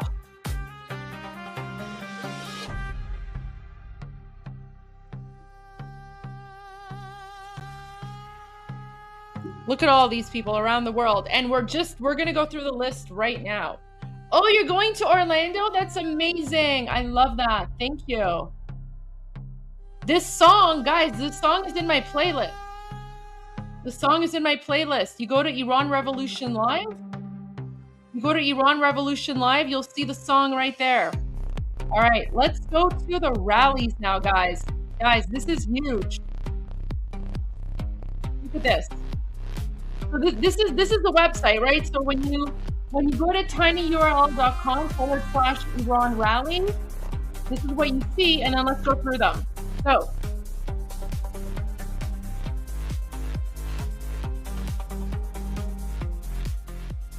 all right, let's get started. So first one, Aalborg in Denmark, January 31 That's Saturday, January 31 from noon to 1 p.m. Gabel's Torf 3. Regime change for Iran. So Danish people, there you go. Go to Aalborg. Then we have South Australia. This is Adelaide. Adelaide. And they're saying this is our final battle. Pahlavi will return. In akharin nabarde Pahlavi barmigerde. Saturday, January 31, 6 p.m. to 8 p.m. Parliament of South Australia. Then we have another one for Adelaide. So Adelaide, this was on Saturday, January 31. Then we have Sunday, February 1. So Adelaide is doing both days. Rally in solidarity with the Iranian people from 4:30 to 6:30 p.m. March from 9 News Channel in Peary Street towards South Australian Parliament. And this is for Adelaide as well. It's the same thing, just a different poster. Then we have, this is Atlanta, Georgia. Stand against the Islamic Republic of Iran. Atlanta, Georgia, Sunday, February 1 at Sandy Springs Performing Arts Center, 175 Mount Vernon Way, Atlanta, Georgia, 2 p.m. Americans in Atlanta, Georgia, you know where to go.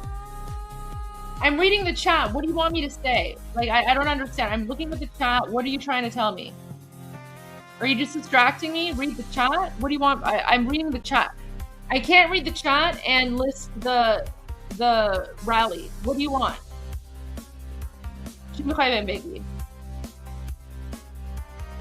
Read the chat? What? Okay, I'm reading the chat. What do you want me to say? If you're distracting me, I'm just gonna like block you.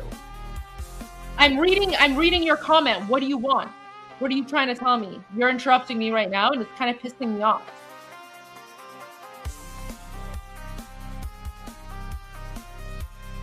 Let me go to X. I'm reading your chat. What are you... Listen, I'm...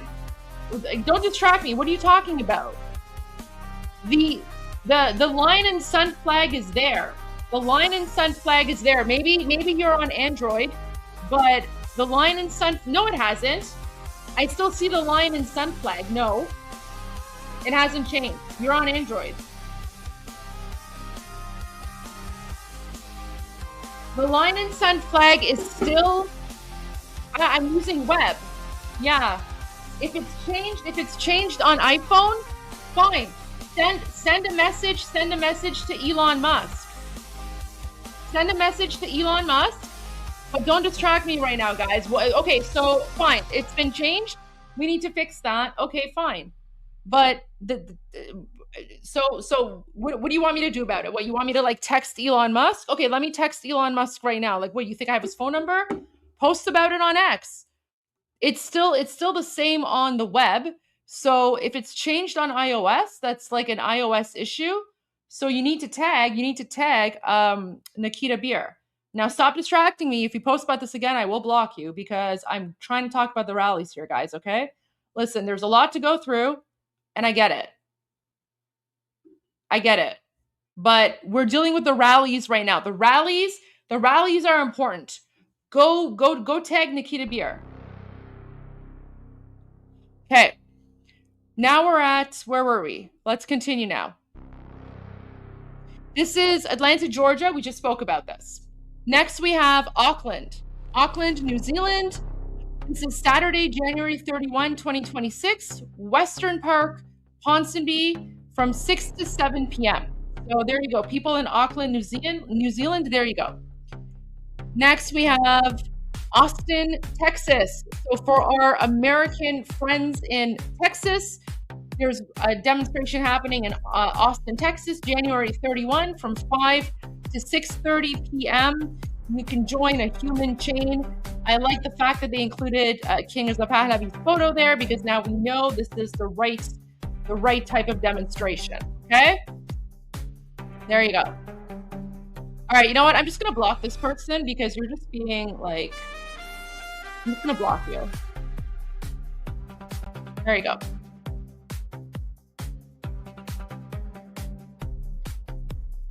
Sorry, guys. I have zero patience for trolls right now. So I just blocked that person. Let me mute them from the chat. All right, there you go.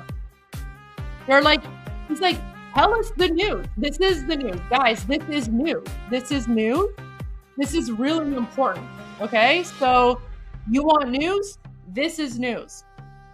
This is news because Iranians, we need your support. So I'm sharing the news with you on where to go to support Iranians to be our voice. So there you go. January 31, 5 to 6:30 p.m., Austin, Texas. Next, we have, so these are all of the, so there's apparently a poster with every single demonstration in Australia combined. Not sure why I gave him that much time, because you know what? I want to give people the benefit of the doubt. So, you know, I try to give people the benefit of the doubt, and then once they start like annoying me, then I just block them. All right, so if you're in Australia, here are all of the demonstrations happening. So there's one happening in Perth on Saturday, Brisbane, Saturday, Melbourne, February 1, Adelaide, February 1, Sydney, February 1. There's a Freedom Walk as well in Melbourne. And I'm assuming this is Sydney, no idea, but there you go. But I also have separate ones for Australia as well. Then we have Barcelona, Spain. So Aturu la Massacre del Regime Islamic. Danu Support al Poble Irania. That's happening on Saturday, January 31, 5 p.m. Plaza or Placa? My Spanish-speaking friends, is this Placa or Plaza de Catalunya? Plaza? I think it's a C. So there you go. There's Barcelona, Saturday, January 31. All right, then we have, wait, that was Barcelona. Okay, now we have Belfast. So Rally for Iran, Belfast, Northern Ireland. I learned that, so this is Northern Ireland. Rally for Iran, Belfast City Hall, Sunday, February 1 at 1:30. There you go.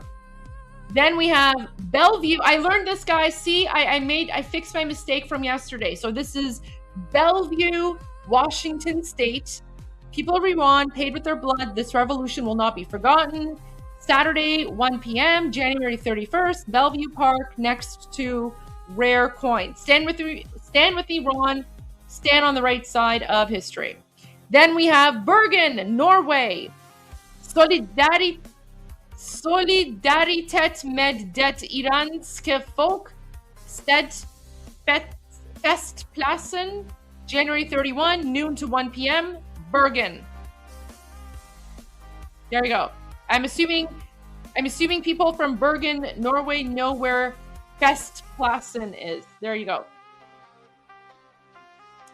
Then we have Berlin, Germany, Samstag, 31/01/2026. So January 31, we have a Großkundgebung in Berlin, Endkampf gegen die Islamische Republik Iran, Unterstützung für the Pahlavi, Stop das Morden in Iran.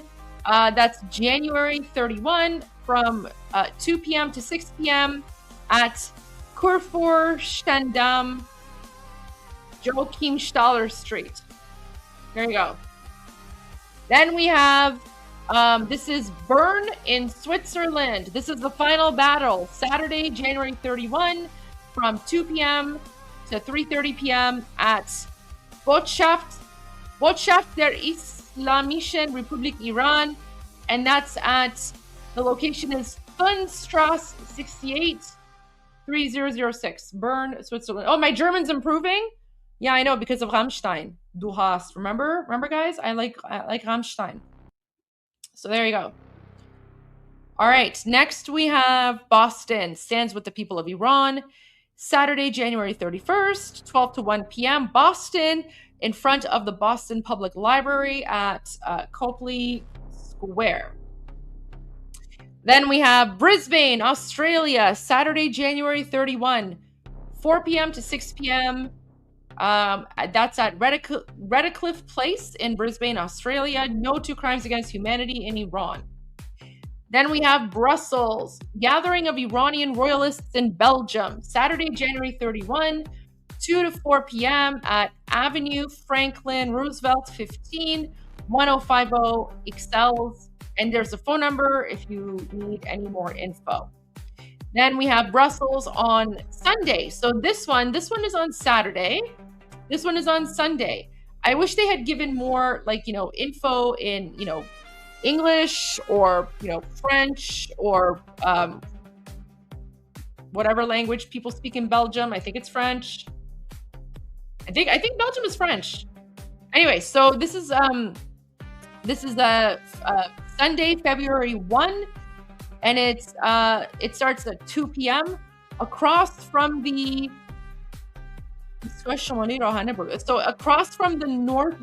North train station in Brussels. So, but you guys can also use Google Lens, right? Dutch. Oh, they speak Wallonian and Flamand. Yeah, French and Dutch. Okay, there you go. All right, but you guys can also use Google Lens to translate this. French, Flemish, and German. Okay, good to know. Good to know. European, guys, I'm so impressed by the language skills of Europeans, because you guys speak 5 or 6 languages, right? It's nothing. You just switch between languages. Meanwhile, I struggle to speak 3 languages: English, Persian, and French, and you guys are oh, I speak 10 languages. So very impressed with the language skills of Europeans. Kind of jealous as well, but in a good way.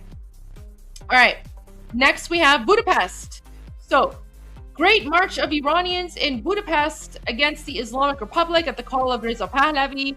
So Budapest, January 31 at 3 p.m.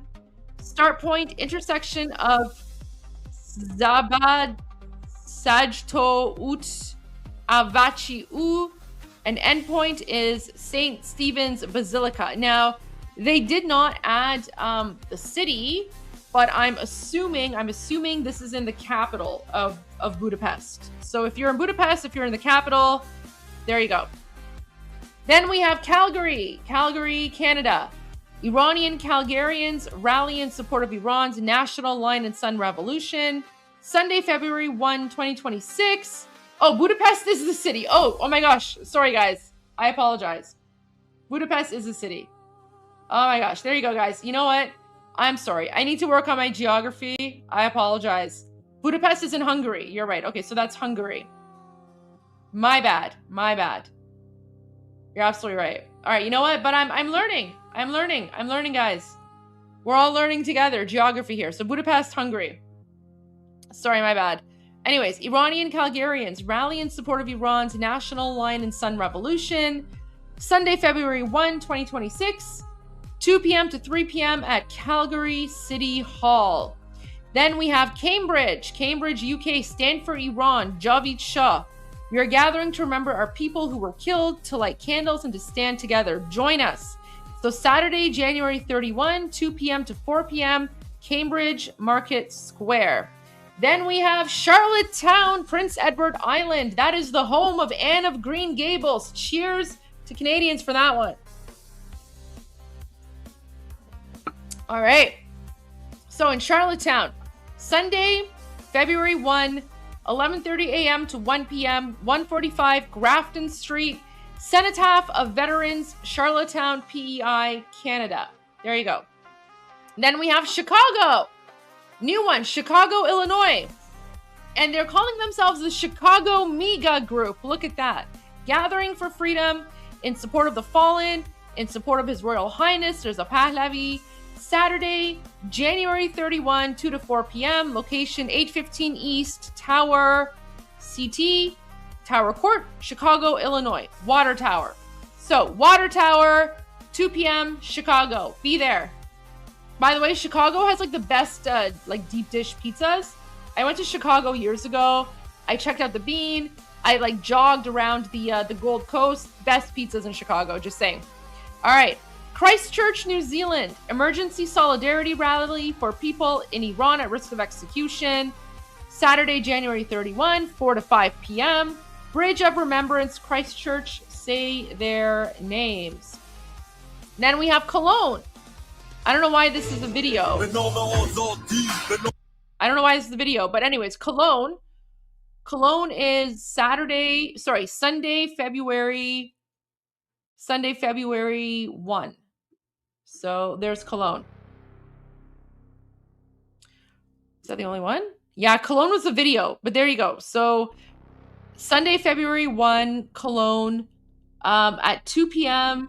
and it's at Roncaliplatz, Cologne. But if you go to the website, you'll find the info there. So people from Cologne, Germany, there you go. All right, then you have Copenhagen. Oh, this was today, so this is already done. Then you have Copenhagen on Saturday, January 31.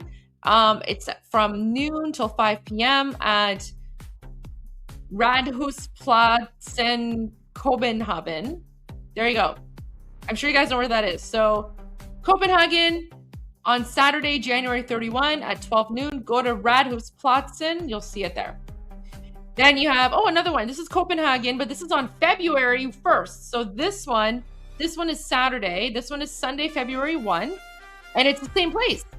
I mean, I guess this is like the local watering hole, I guess. Radhuspladsen.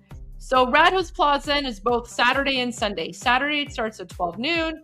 Sunday, it starts at 1 p.m. There you go. Then you have Dallas, Plano, Texas. Saturday, January 31, 3 to 5:30 p.m. at 9700 Coit Road, Plano, Texas. And then you have Denver, Colorado, February 1. Support the brave Iranians for regime change in Iran. I don't know why King Reza Pahlavi is wearing like this, all black coat, but it is what it is. I will take it. Free Iran, Colorado. So this is happening 2 to 4 p.m. at the Capitol Building, Denver, Colorado, February 1. Colorado State Capitol, West Steps. 2 p.m. Sunday, February 1. Dusseldorf. There's two and they're back to back. So the first one for Dusseldorf is Saturday, January 31 from 2 to 5 p.m. It starts at Dusseldorf HBF. And then the next one on the same day, Saturday, January 31 in Dusseldorf. This is from 5 to 7. And that's at Dusseldorf Landtagswiese. Freiheit und Demokratie für den Iran mit König Reza Pahlavi. Samstag, den 31/01/2026, 5 p.m. bis 7 p.m. unter Düsseldorf Landtagswiese, and then the information is there. Edmonton, Calgary, Edmonton, Canada.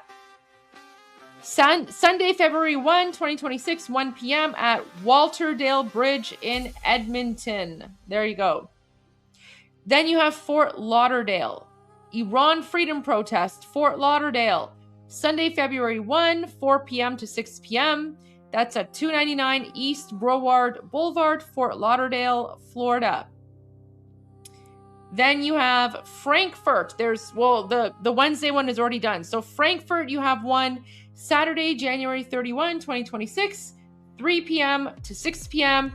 That's at Frankfurt Trafenoplatz. Goethplatz. There you go. So Frankfurt, Saturday, January 31. This is the same one. So Frankfurt, again, Saturday, January 31 at Frankfurt Trafenoplatz from 3 p.m. to 6 p.m. Be there. Glasgow, Scotland.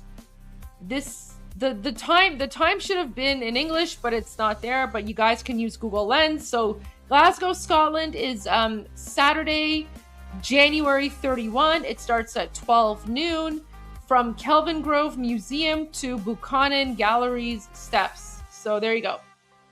Then you have Gothenburg in Sweden. Stor demonstration for Iran. Gotaplatsen, Lördag, 31 January at 1 p.m. Grenoble, France. Grand Rassemblement Grenoble. Rassemblement pacifique veillé en mémoire des victimes en Iran, vendredi 30. Oh, this was Friday, so this was today. This is probably already done. Yeah, this one's already done, guys, because it's already past 6 p.m. in France. All right, Halifax, Canada. Large demonstration of Iranians, Halifax, Canada, Saturday, January 31 at 1 p.m. Starting point, Victoria Park. Destination, NS legislation, Nova Scotia legislation. Then you have a Hamburg car rally. So Auto Corso, Solidaritat protest meet them Iran, 3 p.m. at Hamburg Glacis Chaussee. Starts at 3:45 p.m. That's on Saturday, January 31. Hamburg. Then you have another Hamburg rally. I kind of wish that these guys were coordinating because King Reza Pahlavi said to coordinate. So coordinate. Like, this is like not cool. Like, you have a car rally at 3:45, and then this one is at, if this one here, like, you know, melds into the car rally, then that's amazing. But guys, you need to figure it out. Anyways, so there's another one in Hamburg. If you don't want to do the car rally, there's another one happening earlier, 2 p.m. And it starts at Kurt Schumacher Alley 10, Gegenüber dem SPD House, 2 p.m. Then you have Hanover. Groß Demonstration in Hanover, Gemeinsam und Vereint für Iran, Platz der Menschenrecht 1, Neues Rathaus, and that's January 31, which is a Saturday from 11 a.m. to 2 p.m. So that is Hanover. Then you have Hartford, Connecticut, Stand with the People of Iran in front of the Connecticut State Capitol, Saturday, January 31, 1 to 3 p.m. Bring your flags and posters together for a free Iran. Now Helsinki. So someone sent me, this is a new poster. So these are all the demonstrations that are happening in Helsinki. So this was Wednesday, which is done. Thursday, which is done. Friday, which is, oh no. So Thursday. This one is Saturday. So Helsinki has two. So there's one on Saturday happening on, January 31 from 1 to 3 p.m. at Campi. And then one on Sunday happening from 4 to 5:30 at Salem Surakunta. That's Helsinki. There you go. All right. And then there's also a car rally. Oh, wait. I need to get rid of this one because this one's done. This car rally was from last week. Wait, let me get rid of the Helsinki car rally. All right. Okay. Now you have Helsinki. This is January 31 from 1 to 3 p.m. Campi, Narinka Tori, Helsinki. 1 to 3 p.m. This is a new one, Hobart, Tasmania. Doesn't have a picture of King Reza Pahlavi, but I reached out to them and I asked them if they support King Reza Pahlavi. They said, of course we do. So poster could have been better, but that's okay because Hobart, Tasmania, very small community. So if you are in Hobart, Tasmania, the Iranian community there is doing a rally on Saturday, January 31st from 5 to 6 p.m. in front of Parliament House, 1 Salamanca Place. So you can go and support our Iranian friends there. Then you have Houston. This is today. So this is happening today, 4 p.m. I think it's like right now. I don't know. Is Houston? What time is it in Houston right now? I think they might be. Okay, Houston's 1 hour behind where I am. Okay, so if you're in Houston, this event is happening in about 30 minutes. So go and join. This is right now happening from 4 to 6 p.m. Join the human chain, solidarity against killer Islamic regime in Iran, Houston, Texas, 5116 Westheimer Road. And then Houston's having another one. Guys, I got the updated poster because apparently they had to change the address, change the location. So this is the updated poster for Iranians, the pro-Iran rally in Houston, Texas on Sunday, February 31st, 3 to 5 p.m. It starts at 2800 Post Oak Boulevard. So there you go. Then you have Irvine and LA. So Irvine's having one on Saturday, January 21 from 2 to 4 p.m. at Culver Drive and Barranca Parkway. And then Sunday, February 1 in LA, there's one 1 p.m. to 3 p.m. at Westwood, Pershing Square. There you go. Then you have Karlsruhe, Germany. January 31, Saturday, in support of the people of Iran against a criminal Islamic Republic. In Solidarität mit dem iranischen Volk gegen die kriminelle Islamische Republik. Starts at 2 p.m. at Kronenplatz to Marktplatz, and at 6 p.m. in front of the Rathaus at Marktplatz.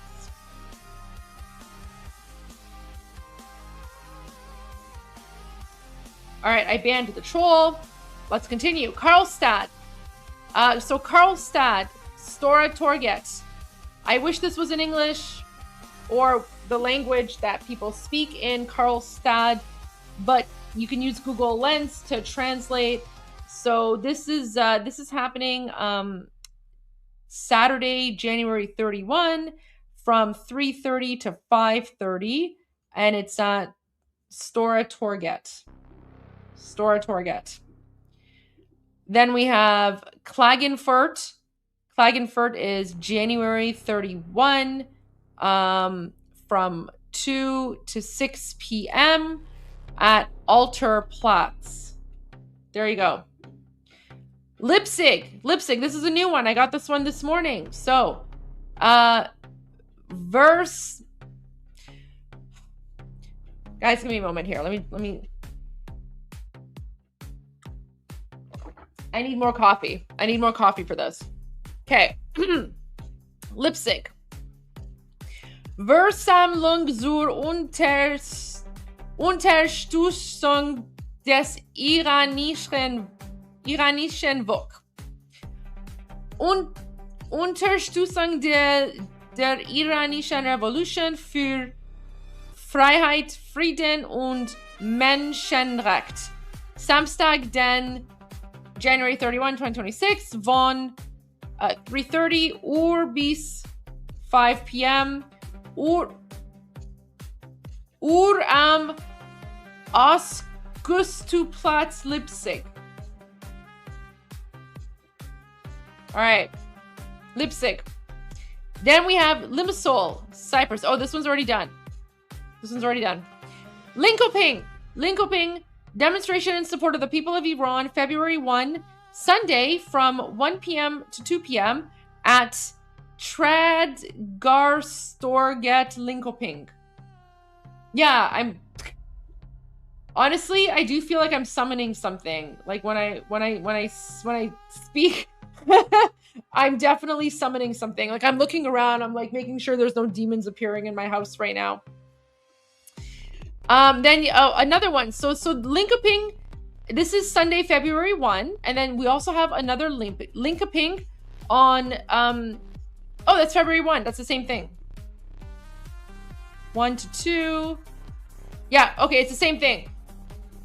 Tragdar. Yes, okay, so Linkoping, Sweden, 2 posters, same event. Tradgarstorget Linkoping. Leipzig, is that how it's pronounced? Leipzig. Okay.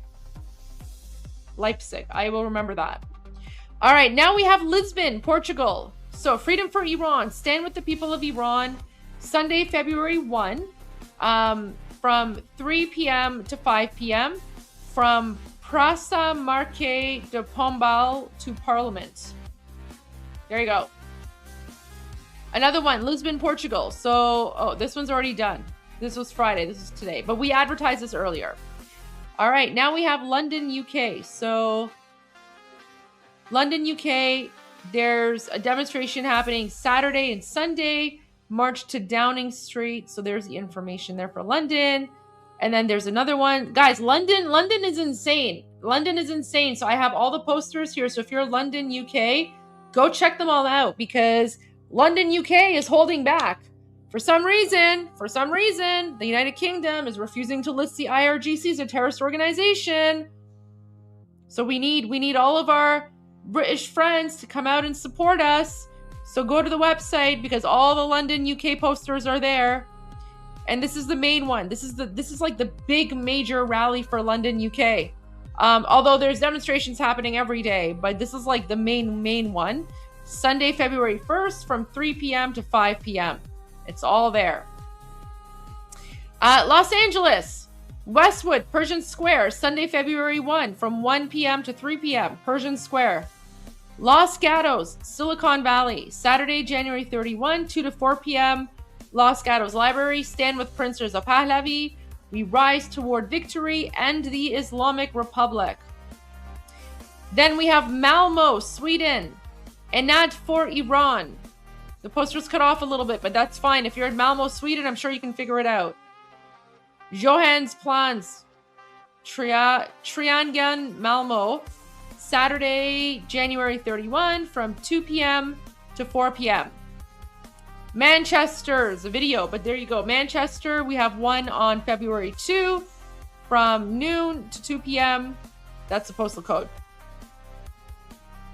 We also have one on January 31. So Manchester, Central Library, St. Peter's Square, Saturday, January 31, 2 to 4 p.m. So Manchester. Anyways. January 31, they sent another video. All right. Now you have, this is a new one. Mechelen, Belgium. So the city of Mechelen, Belgium is also having one. Oh God. Okay. Herdenking ceremony voor vermoord Iraniërs. Did I say that properly? Herdenking ceremony voor vermoord Iraniërs. Zaterdag 31 January 2026. Saturday, January 31, 2026. Grote Markt, Mechelen. Anyways, there you go. Belgium. Melbourne, Australia. Sunday, February 1, Parliament House, 5 p.m. to 7 p.m. Miami, Iran Freedom in Miami. Miami is in the house, guys. This is a new one. Sunday, February 1, 4 p.m. to 6 p.m. Torch of Friendship, 301 Biscayne Boulevard, Miami, Florida. There you go, guys. If you're in Miami, Florida, show up. We want you there. We love you. Then we have Montréal. 4e Marche de Montréal. 31 janvier 2026. 14h à 16h. Du métro Atwater jusqu'au consulat des États-Unis. 2330 rue Sainte-Catherine-Eau, Montréal, QC. And then they have the postal code there. This is the English version of the Montreal rally. 4th Montreal rally. 2 p.m. to 2 p.m. to 4 p.m. Atwater Metro to the U.S. Consulate. And then you have Munich, January 30th. This is already done. So this was already done, but we advertised this earlier. Then we have another Munich one for January 31, Saturday, January 31. So SOS for Iran, 40,000 Toten in Nur Tutagen. Saturday, January 31 begins at 4 p.m. Parade von Gartnerplatz zum Stachus. And then info, if you need more info, you can go to that Instagram profile there. Nashville, Tennessee. Together for Iran for freedom. Join us to support Iranian people. Be their voice. January 31 from 2 to 3 p.m. Estes Federal Building, 801 Broadway, Nashville, Tennessee, 37203. All religions and ethnicities welcome. I love that, guys, right? Like, people in Nashville, Tennessee, go show some love. Bring your American flags. Newcastle. Enduring King, Make Iran Great Again. Newcastle, Iranian demonstration.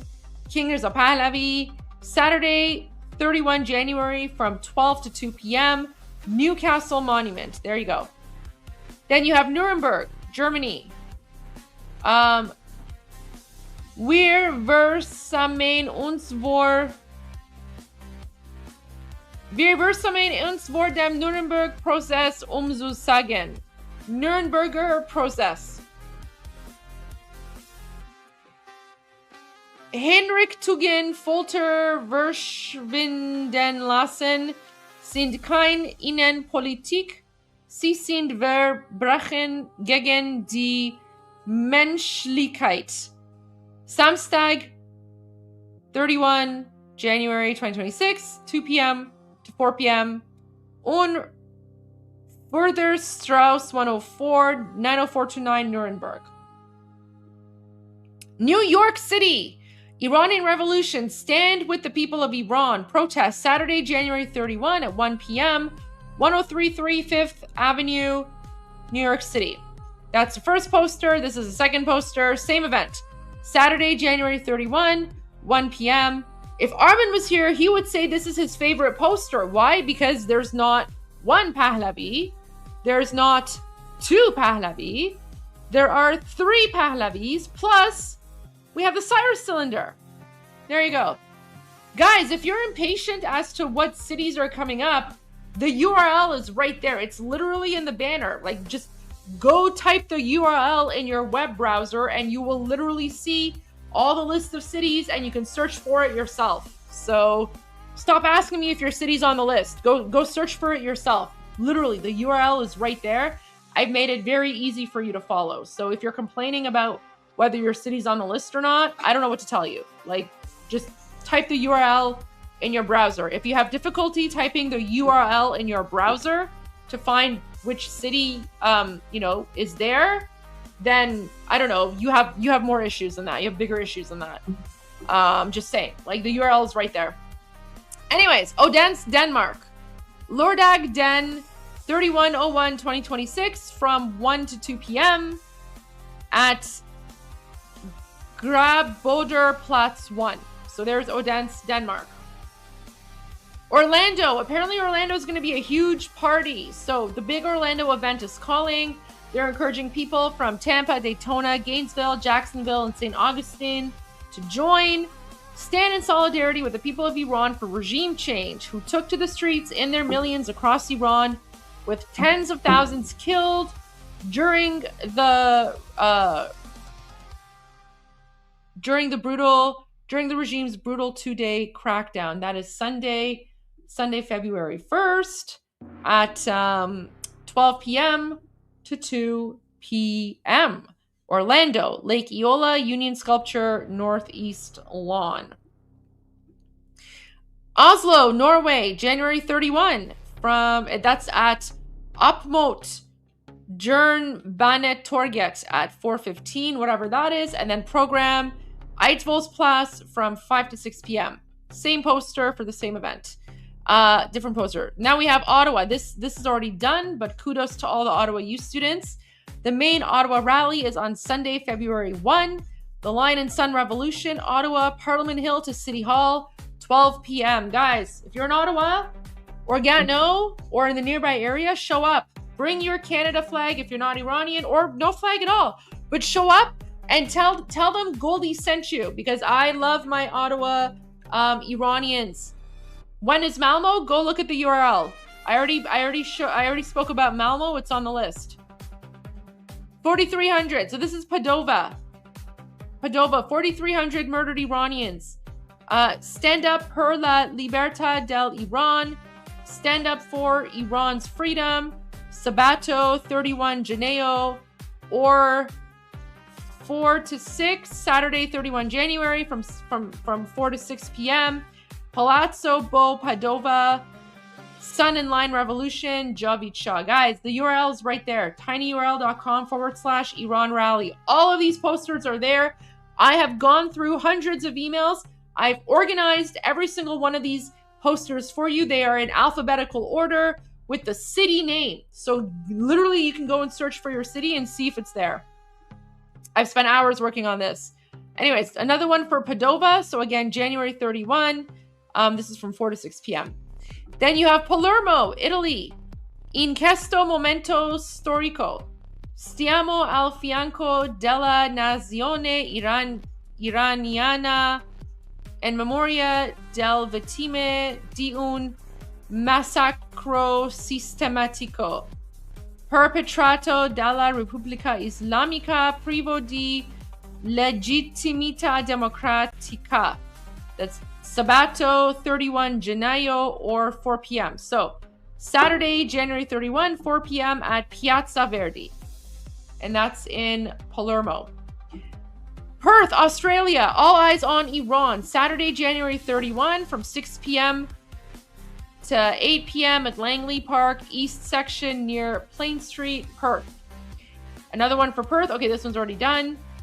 Portland, Oregon is having a car rally for a free Iran. Iranian Americans in Portland, or just all Americans. You don't have to be Iranian to join. Sunday, February 1 starts at Cedar Hill Park and location Pioneer Square, 1 p.m. I love car rallies. Car rallies are fun. Prince George, British Columbia. Iranian community of Prince George invites you. Oh, this is for February 7. Okay, we'll have to save that one for next time. Okay, for next week. Anyways, Rome. Corteo degli Iraniani a Roma, Saturday, January 31 at 2 p.m. at Piazzale Ugo La Malfa. San Antonio, Texas. Texas is in the house. We Are Your Voice, Sunday, February 1 p.m. to 3 p.m. San Antonio, 4335 Northwest Loop. I love the fact that they have a photo of King Reza Pahlavi. Another one for San Antonio. Oh, this is happening tonight. Guys, if you're in San Antonio tonight, there's one happening at 6 p.m. That's 2 hours, I think, because you guys are ahead. So, or behind. So 2 hours from now, Friday, January 30th, 6 p.m. That's tonight. Candle Vigil and Remembrance at Alamo College's District Access Building. San Diego, Friday. This is happening tonight. 6 p.m. to 8 p.m. if you're in San Diego at Sufi Restaurant, Candlelight Vigil. Oh, why did it shut down? All right, next we have San Francisco. This is Sunday, February 1, noon to 2 p.m. Embarcadero, Harry Bridges Plaza. Okay, so this is February. This is February 1. But we also have one on Saturday. Human Chain on Golden Gate. Saturday, January 31, 11 a.m. to 2 p.m. So San Francisco has 2 dates. You can go. Saskatoon, Canada. Yay, Iranian Canadians across Canada. You are making me so proud. Look at this. Saskatoon, Canada. March for Iran. And guys, Saskatoon is cold. So this is literally the dedication of Iranians, right? Because even in like the freezing cold weather, they're organizing rallies and events. So Saskatoon, January 31, 1 p.m., GSA, College Drive, and Wiggins Road.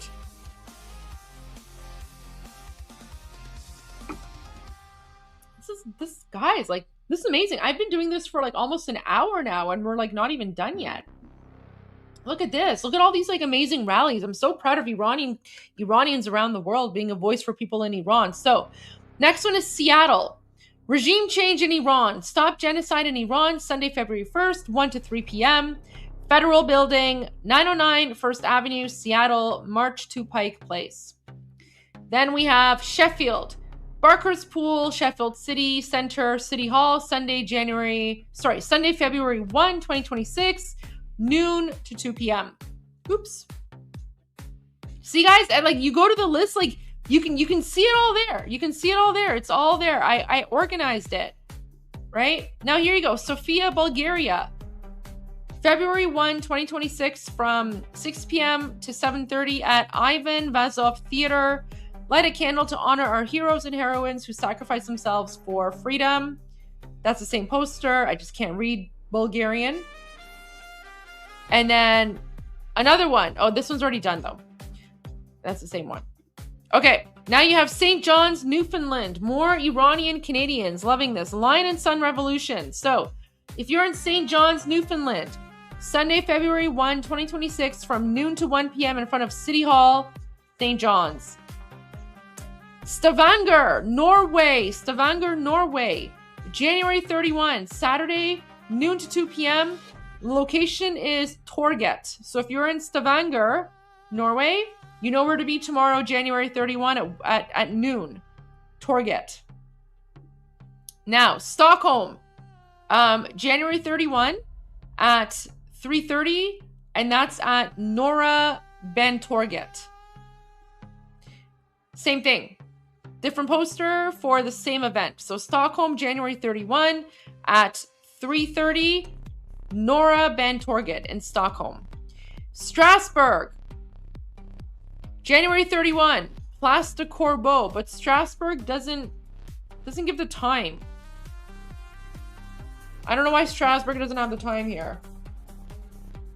Okay. But for people who are in Strasbourg, maybe like do a Google search or do an Instagram search, see what comes up. I don't know why there's no time here, but something's happening on January 31. Stuttgart. Demonstration zur Unterstützung des iranischen Volks gegen das verbrecherisch islamistische terror regime. January 31 from 2 p.m. to 5 p.m. Stuttgart, Lautenschlagerstraße, and it ends at Wilhelmplatz. Für ein freies Iran ist unser Pflicht. Okay. Oop. Sorry, guys. Where was that? Okay, Stuttgart. Now we have Sydney. So Sydney's having a rally on February 1, 5 to 7 p.m., North Hyde Park. And another one for Sydney, 5 to 7 p.m. This is on January 31. So guys, there's two for Sydney. There's one on Sunday, February 1, 5 to 7 p.m. at North Hyde Park. And then there's another one on Saturday, January 31, 5 to 7 p.m. at Town Hall. Then, another one, Sunday. Oh, that's the same thing. North Hyde Park, 5 to 7 p.m. Okay. Tampa, Florida.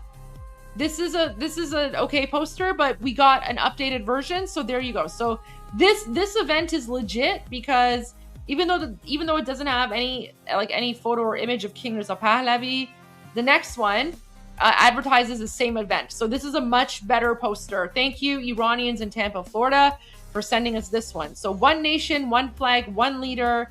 This is one of my favorite posters. This is literally one of my favorite posters. It has everything you need in there.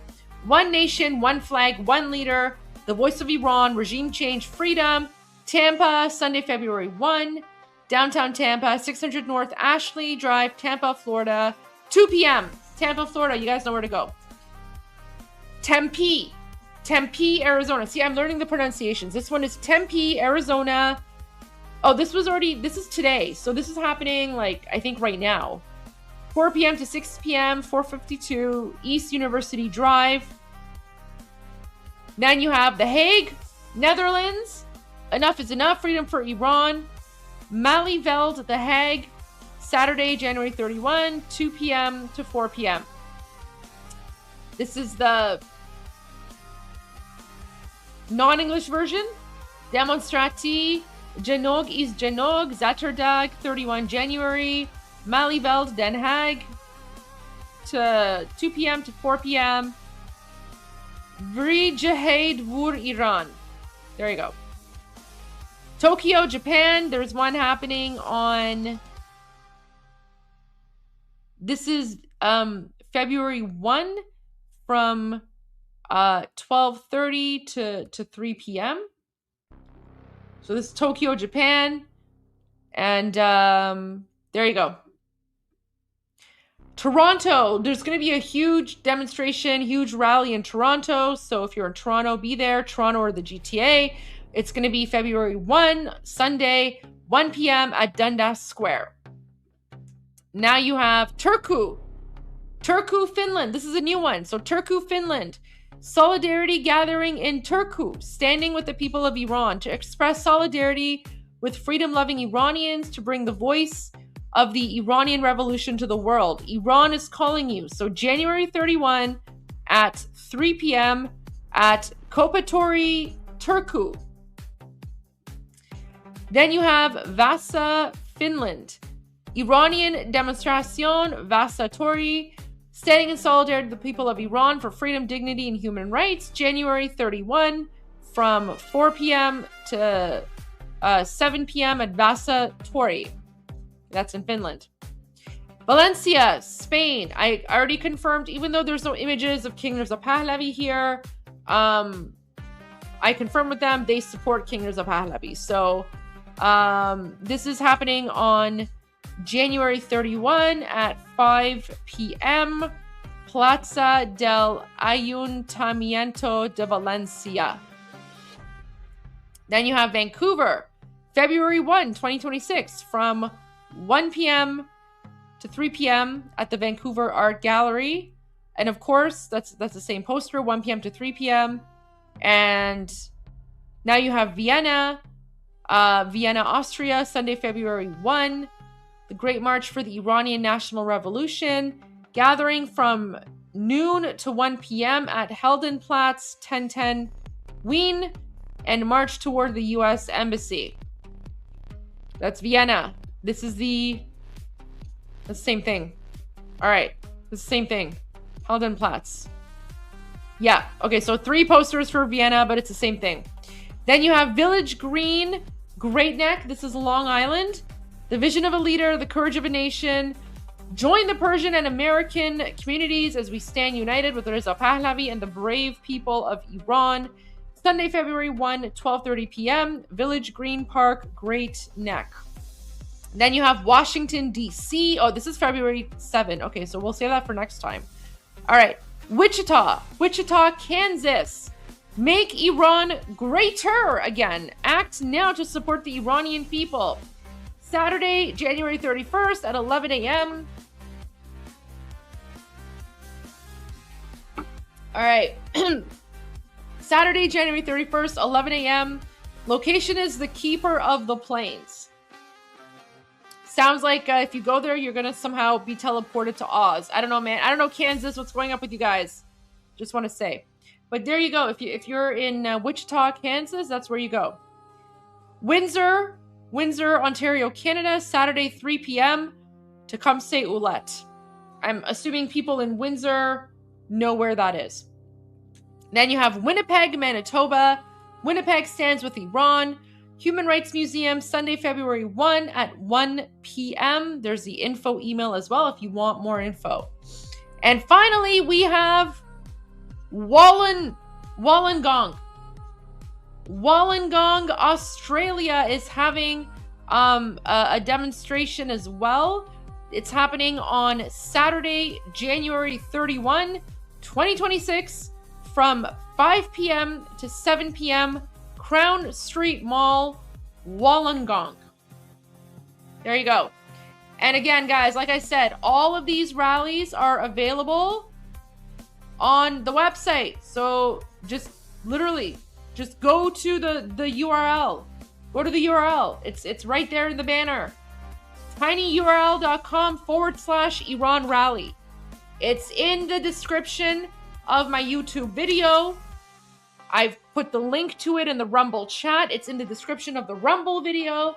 I've also added it to the comments section on X. I've also added it as a post under my X live stream as well. So there you go, guys. That's all the demonstrations that are happening this weekend. And we are going to take a break now because we've been live streaming for 4 hours now. So it's getting to that time of the day where we are going to restart. I'm going to have to take a little bit of a break to eat something, but I will be back. And guys, we did start a little bit later today because I was running a few personal errands. Where's Armin? Doesn't matter. You're stuck with me. Armin's not here, so you're stuck with me. Sorry, guys. You're stuck with me. Anyways, I'm going to restart the live stream, so make sure that you are liking, following, subscribing wherever you are watching from, because we are going to continue the show. There's a lot of news coming out, a lot of updates that I want to share with all of you. So stay tuned, because it's now that time where we're going to go to part 2 of Iran Revolution Live. And so I will see you guys very shortly, as soon as I upload this video, so that I can end part 1 of our live stream. غرق انقلاب است.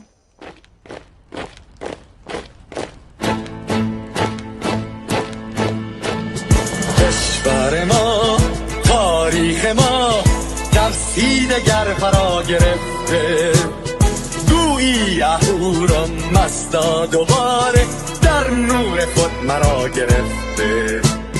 اکنون سرودی سر میدهم باز فارغ از رنج و تشویش، ایران غرق انقلاب است، به پیش به پیش به پیش.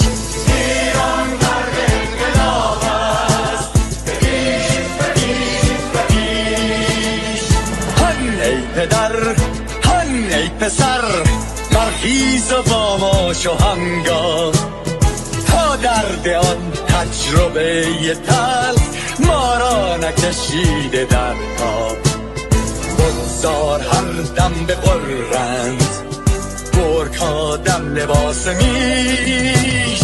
ایران غرق انقلاب است، به پیش به پیش به پیش. ایران غرق انقلاب است، به پیش به پیش به پیش. ای کارگر، ای برزگر، راحت کنون ادامه دارد در این زمان که پرتو یزدان از هر سو بر تو میبارد. پس پیش به سوی آزادی از بحر خزر تا کیش. ایران غرق انقلاب است، به پیش به پیش به پیش. ایران غرق انقلاب است، به پیش به پیش به پیش. خلقا به پا بهر دفاع از استقلال و آزادی، تا بشکنیم پشت ارتجاع پیریزی ویران آبادی. تا زنده سازیم سنت‌های می از قلب آیین و کیش. ایران غرق انقلاب است، به پیش به پیش به پیش. ایران غرق انقلاب است، به پیش به پیش به پیش. به امید روزی که تمام این دل به شور انقلاب تموم بشه و ما در روشنایی، نور و سعادت مردم کشورمون غرق بشیم. نه خارجی، نه بیگانه، نه مستشارهای ویرانی، نه چیر خاران، نه کاسه لیسان، فقط هم رزمان ایرانی. تا با شرافت میهنی بسازی بهر فرزندان خویش. ایران غرق انقلاب است، به پیش به پیش به پیش. ایران غرق انقلاب است، به پیش به پیش به پیش. مردم بیایید داخل صف ما، اکنون که آغاز رویاست. دشمنان بدانید ما زنده هستیم، بعد از ما هم ایران پابرجاست. آن روح شیطان ما را فریب داد با صد شعار مردمیش. ایران غرق انقلاب است، به پیش به پیش به پیش. ایران غرق انقلاب است، به پیش به پیش به پیش. پرچم ما، پرچم ایران، غرق خون شهیدان. روی شانه هامان حمل میکنیمش در هر خیابان و میدان. تا ماسک دلغکان را برداریم از روی تسبیح و ریش. ایران غرق انقلاب است، به پیش به پیش به پیش.